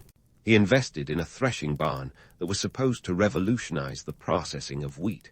The barn was a marvel of engineering, except it didn't work quite as planned. Instead of speeding up production, it became a monument to over-engineering, a wooden Rube Goldberg machine that was better at causing headaches than solving them. Then there was the runaway donkey incident. Yes, you heard that right. Washington's prized Andalusian donkey, gifted by King Charles Roman III of Spain, decided to make a dash for freedom.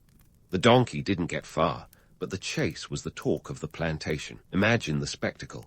Washington's overseers scrambling to catch an obstinate donkey while Washington himself probably watched, arms crossed, wondering how even his retirement was turning into a sitcom. And speaking of animals, Washington had a soft spot for his hounds. He bred several types of hunting dogs, giving them names like Vulcan, Sweet Lips, and Tipsy. Yes, Tipsy.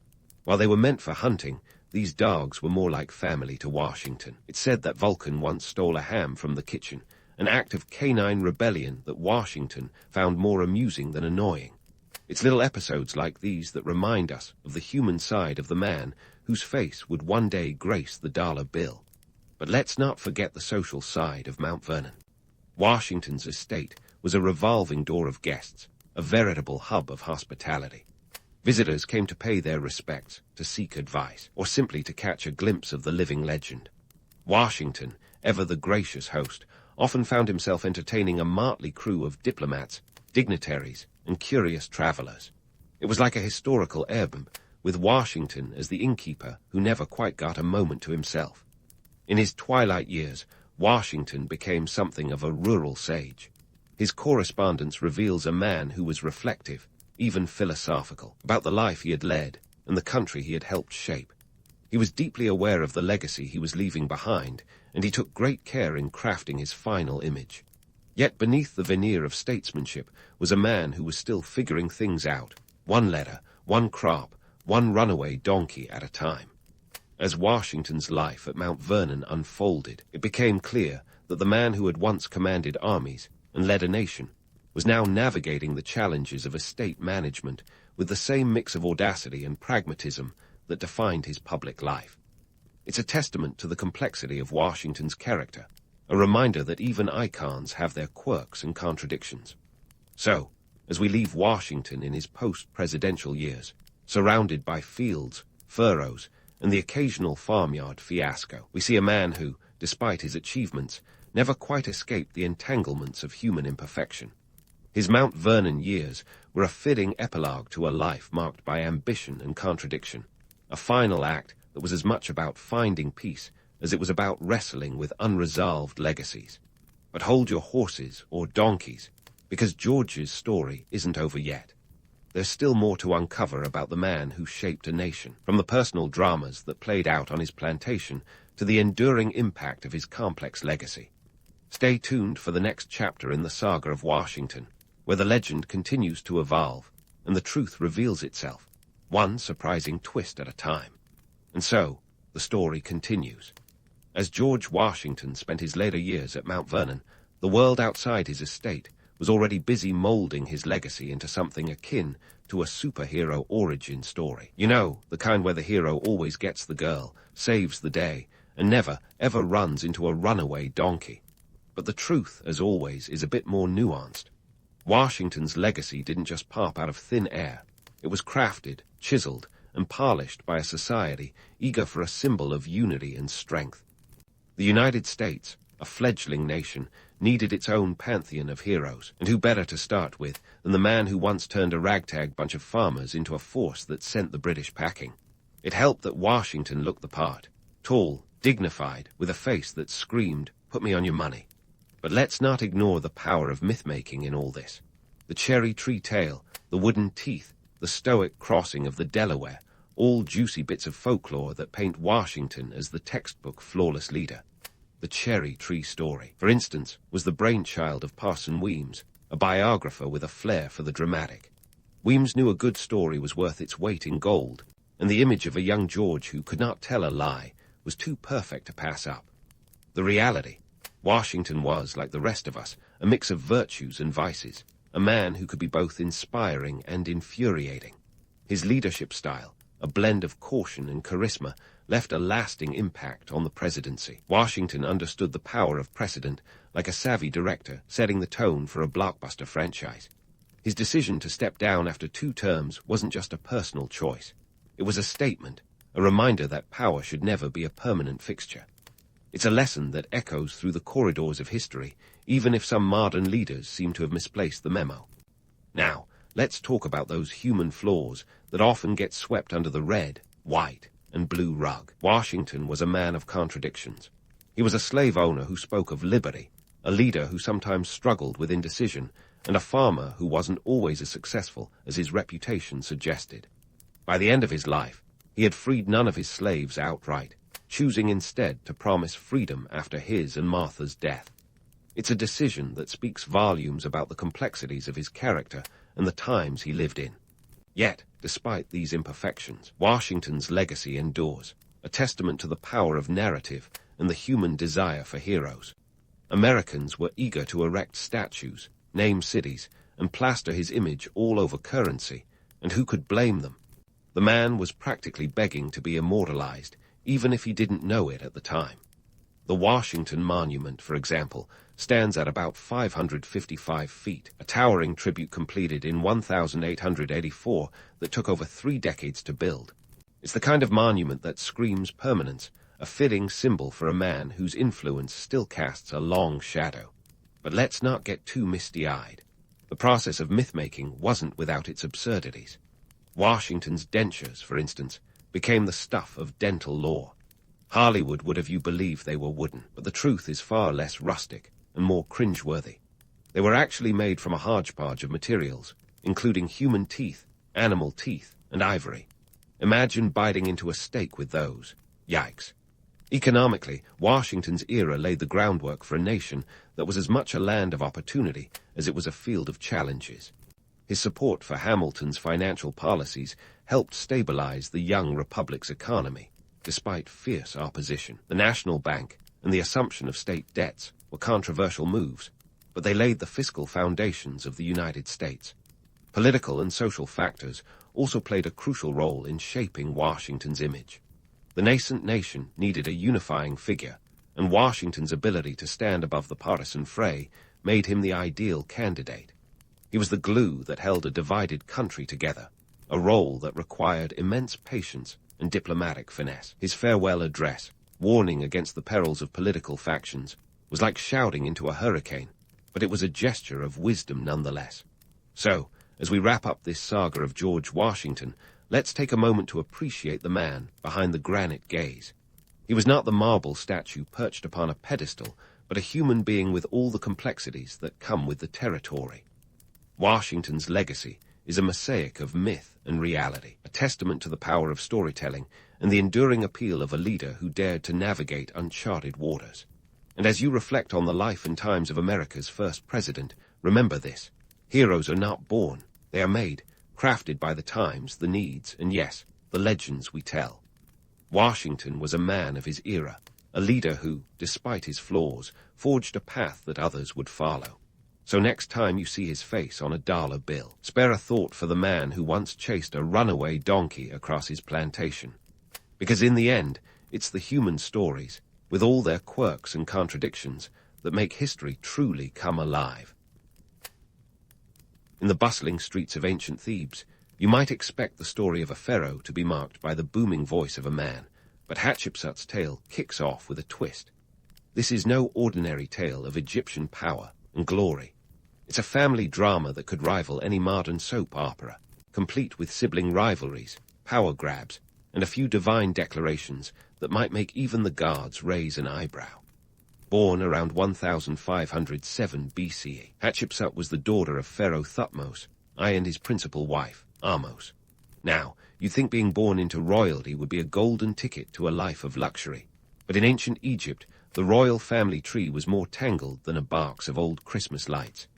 Hatshepsut had a younger half-brother, Thutmose II, born to a secondary wife. And here lies the first twist. Despite having a rightful claim to the throne, Hatshepsut was bypassed because, surprise, surprise, she was a woman. Instead, Thutmose II took the throne after their father's death. Cue the dramatic music. Hatshepsut, though, was not one to fade into the background. She was married off to Thutmose II, her half-brother, in a typical Egyptian royal move that kept the power, and the family bloodline nice and close. They had a daughter, Neferir, but Thutmose II also had a son, Thutmose III, with a lesser wife. When Thutmose II died in 1479 BCE, Thutmose III was just a toddler, too young to reign. Enter Hatshepsut, stage left. Officially, she was supposed to be the regent for young Thutmose III. In practice, however, she deftly sidestepped the limitations placed on her gender and took on the full responsibilities of a pharaoh. Now, this wasn't as simple as slapping on a fake beard and calling it a day. Hatshepsut had to engage in some serious bureaucratic gymnastics to justify her new role. She needed to convince the people that her rule was not just legitimate, but divinely sanctioned. Her strategy: a little creative rewriting of the succession rules and some divine endorsements. Hatshepsut claimed she was chosen by the god Ammon himself, a deity at the top of Egypt's pantheon. And to really sell it, she didn't just tell people about her divine selection. She commissioned art and architecture to cement the story. Temples and statues sprang up like weeds, depicting her in the traditional male pharaoh regalia, complete with a ceremonial beard. Talk about rewriting the rules. But let's not pretend this was all smooth sailing.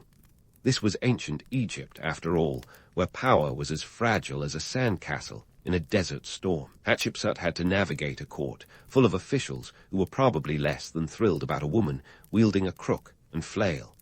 She surrounded herself with loyal advisors, like the shrewd Senenmut, who may or may not have been more than just a trusted architect and advisor. Cue the tabloid speculation of ancient gossip. Hatshepsut's reign was marked by prosperity and ambitious building projects, but it was also a delicate balancing act. She was a woman ruling in a man's world, and she had to work hard to maintain her grip on power. She adeptly used propaganda, architecture, and religion to bolster her image and secure her position. This was a time when the appearance of divine favor was as crucial as having a strong military. Yet, in the chronicles of history, her reign might have been overshadowed by her eventual successor, Thutmose III. After her death, he went on to become one of Egypt's greatest military pharaohs, and possibly, just a touch salty about being sidelined, he had many of Hatshepsut's monuments defaced or obliterated. It was ancient history's version of a scathing Yelp review, but with chisels instead of keyboards. Still, despite attempts to erase her from the annals of history, Hatshepsut's legacy endures. She was one of the first women to take on the full powers of Pharaoh, a feat that wouldn't be seen again for over a millennium.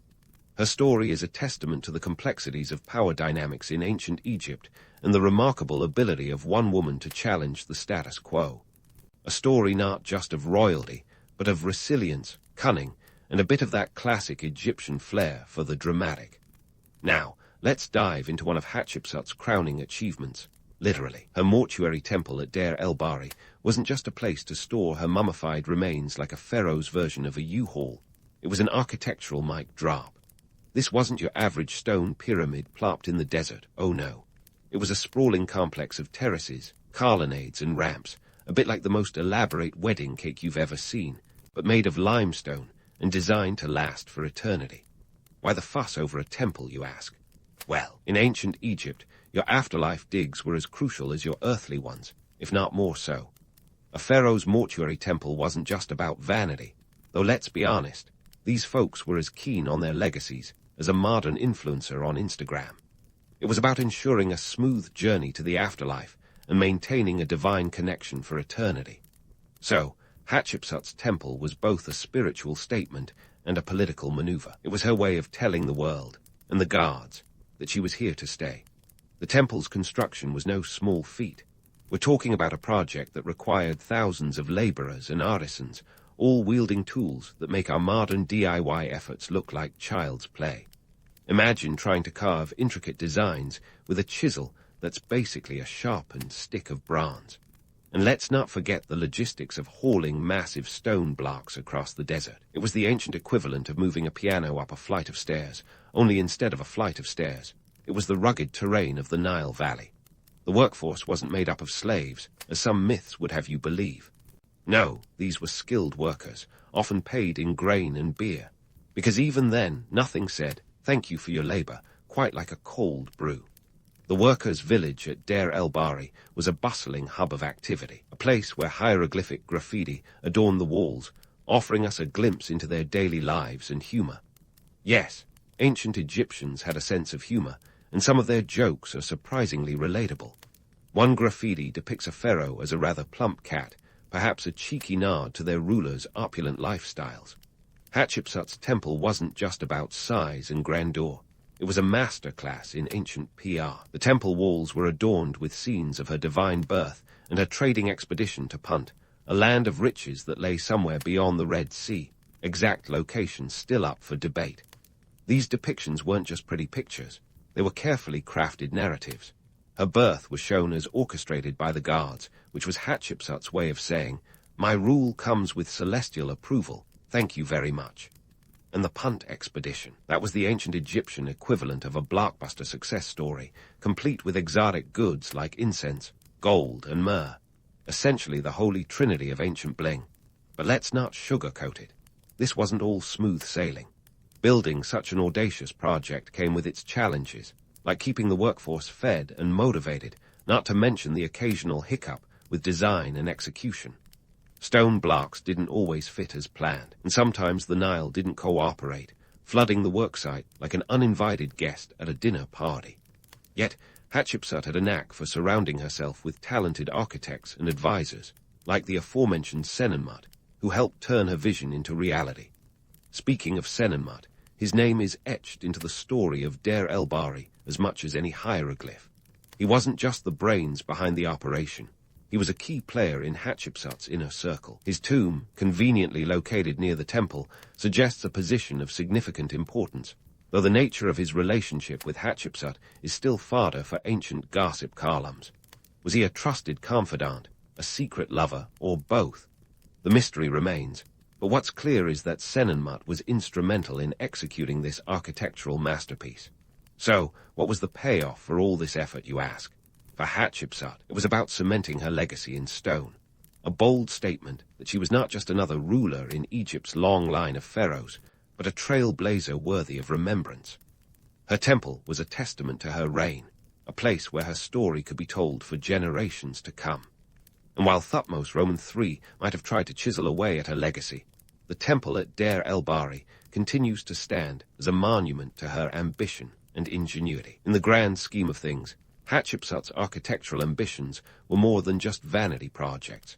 They were her way of writing her name into the annals of history, ensuring she wouldn't be just another footnote in Egypt's complex dynastic saga.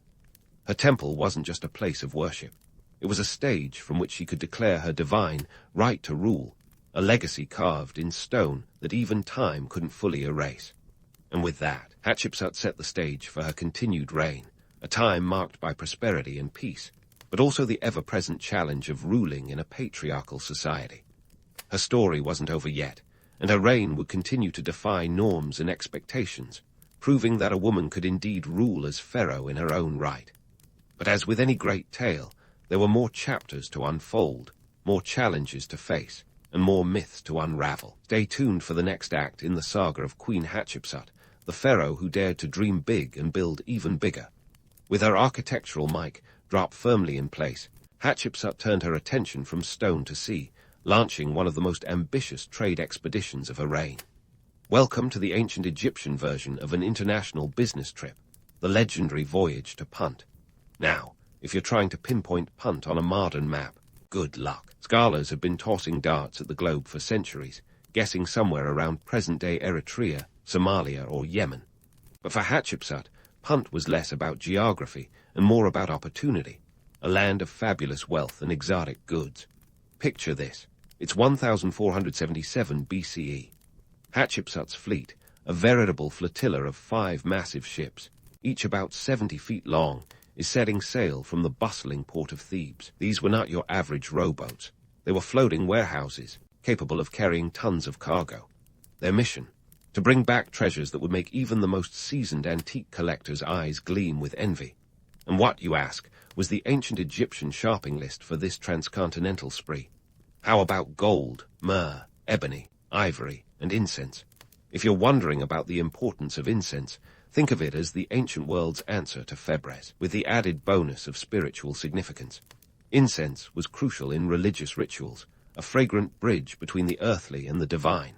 Myrrh, meanwhile, was as valuable as a modern-day luxury sports car, without the maintenance costs. The journey to Punt wasn't just a grab-and-go affair. It was a diplomatic endeavor, a chance to flex Egypt's economic and cultural biceps.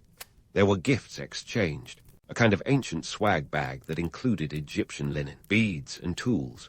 In return, the Puntites offered their own peculiar brand of hospitality. One of the stranger gifts recorded was a troop of live baboons, which, let's be honest, is not the kind of souvenir you'd pick up at the airport gift shop.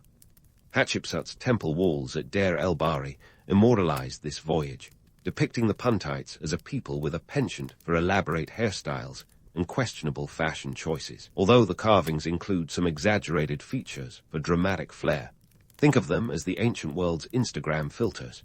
These artistic liberties have fueled lively debates among historians about the realities of these encounters. Now, let's talk economics. This expedition wasn't just a fancy jaunt across the Red Sea.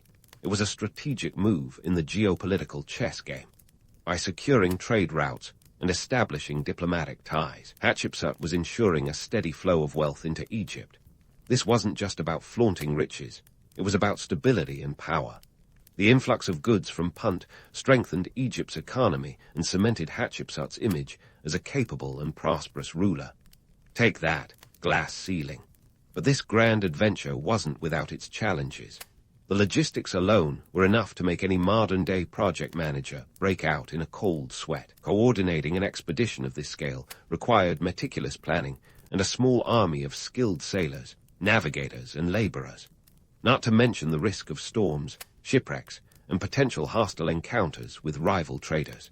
It was a high-stakes game of maritime monopoly, where the wrong move could sink more than just ships. Despite the risks, the rewards were immense. The successful return of the expedition was a PR coup for Hatshepsut, further legitimizing her reign and showcasing her prowess in international relations. The wealth of Punt flowed into Egypt, financing more lavish projects and solidifying her legacy as a pharaoh with vision and guts. Yet, as with any historical tale, the line between fact and legend is as blurry as ever. Did the expedition go exactly as planned, or have the stories been embellished over time? We may never know the full truth, but the allure of the Punt adventure continues to capture imaginations. Turning back to the home front, these trade missions had profound implications beyond the immediate economic boost. They signaled a shift in Egypt's foreign policy, highlighting a move towards diplomacy and trade over military conquest.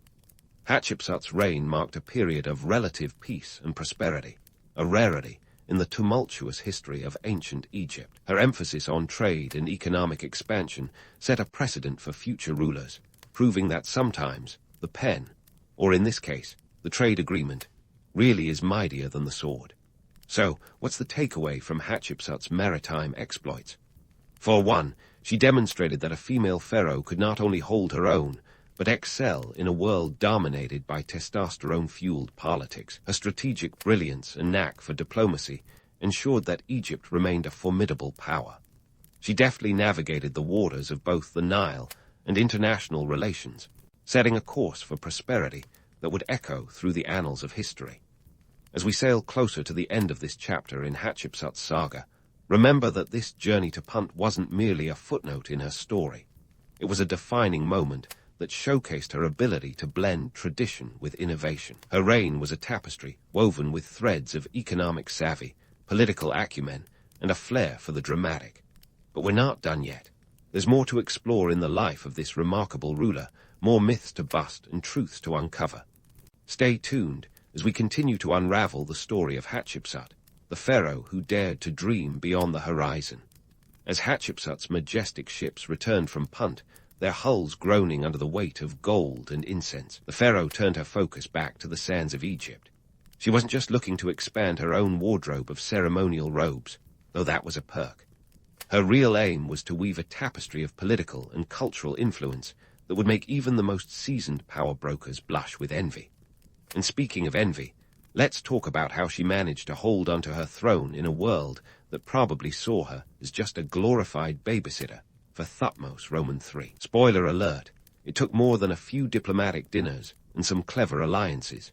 First up, Hatshepsut was a maestro of strategic appointments.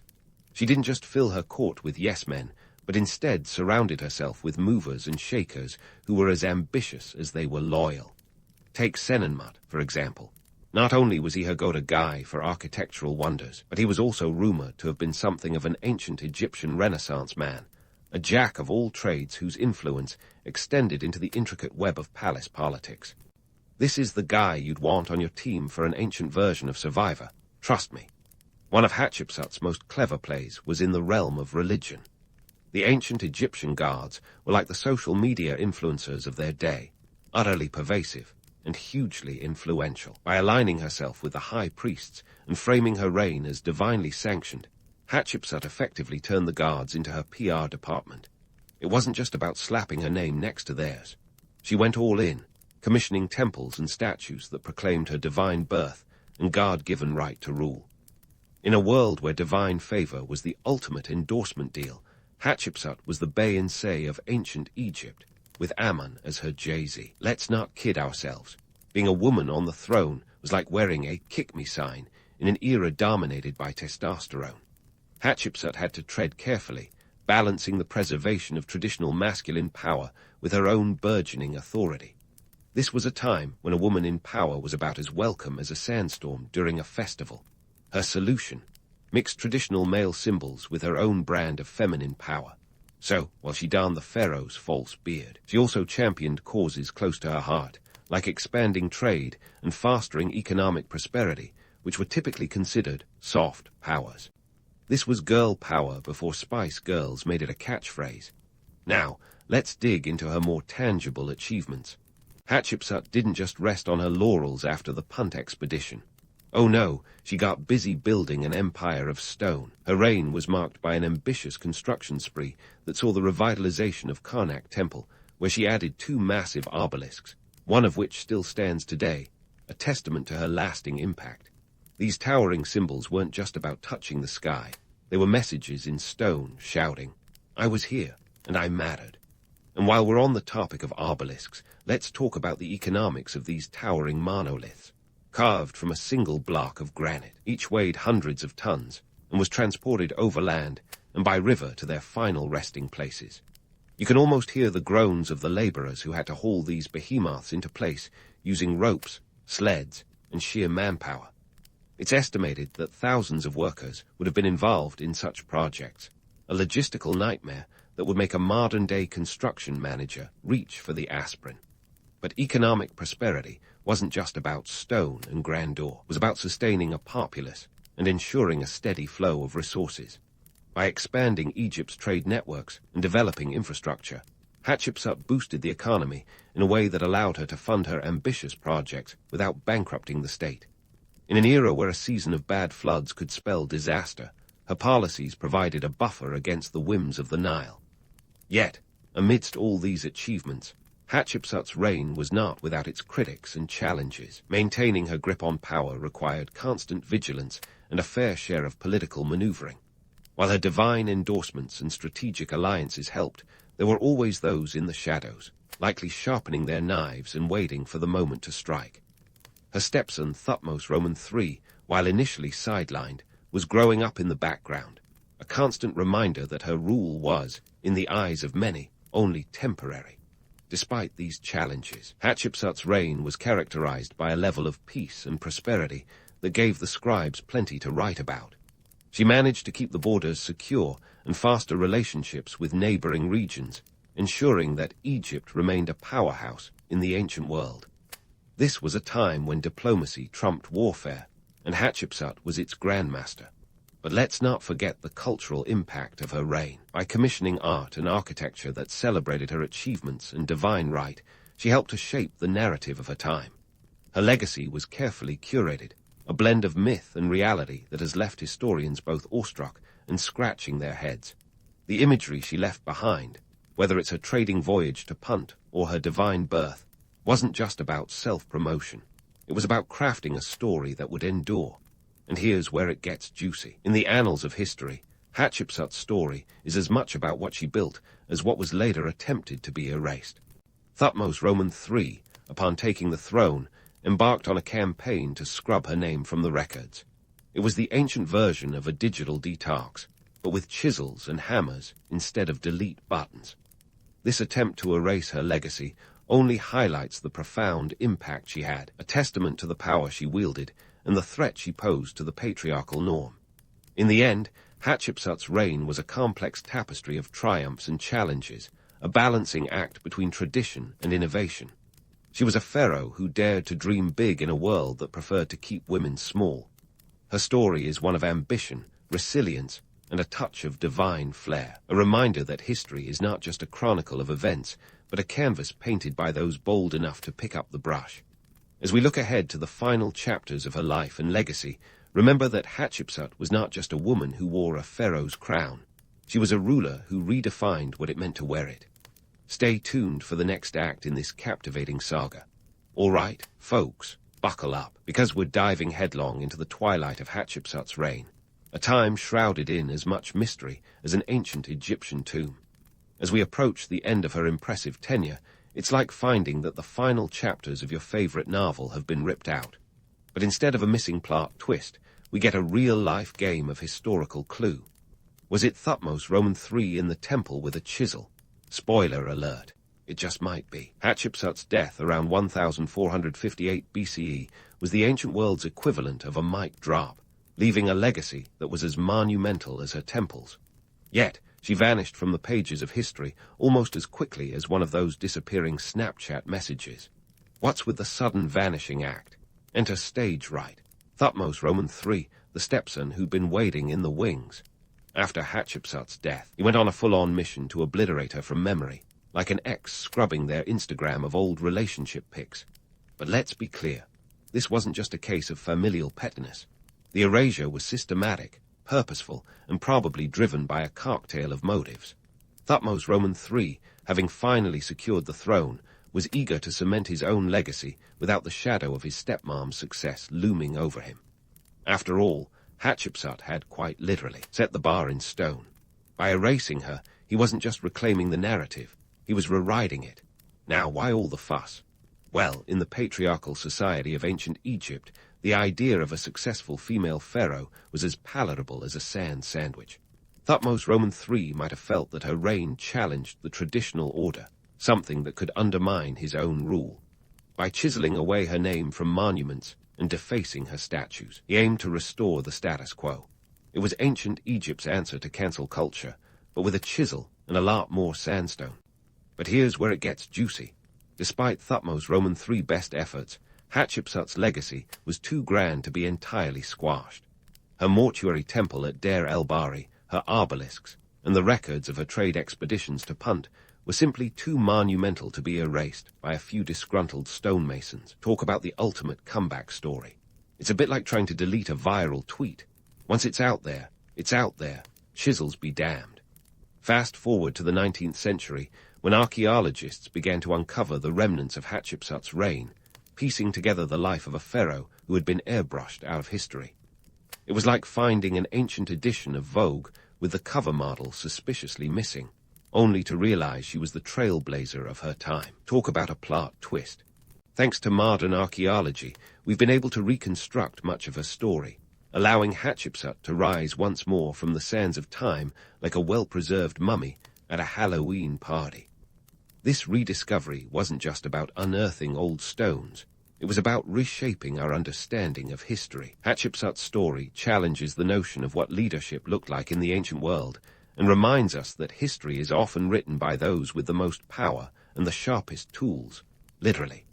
Her ability to rule effectively and leave a lasting impact despite the efforts to erase her is a testament to her political acumen and strategic brilliance. So, what does all this teach us about historical memory? Well, for one, it highlights the irony of trying to erase someone from history. Sometimes, the very act of trying to obliterate a legacy only serves to underscore its significance. It's a bit like trying to swat a fly with a sledgehammer. The effort involved only makes the fly more memorable. In the end, Hatshepsut's story is one of resilience and reinvention. She was a woman who defied the odds, donned the crown, and ruled with a deft hand that would make any modern leader take notes. Her life is a reminder that while history might try to bury you, your story can always rise again, thanks to the curious minds and trowels of archaeologists everywhere. And as we reflect on her legacy, it becomes clear that the sands of time might shift and cover, but they can't erase what was truly monumental.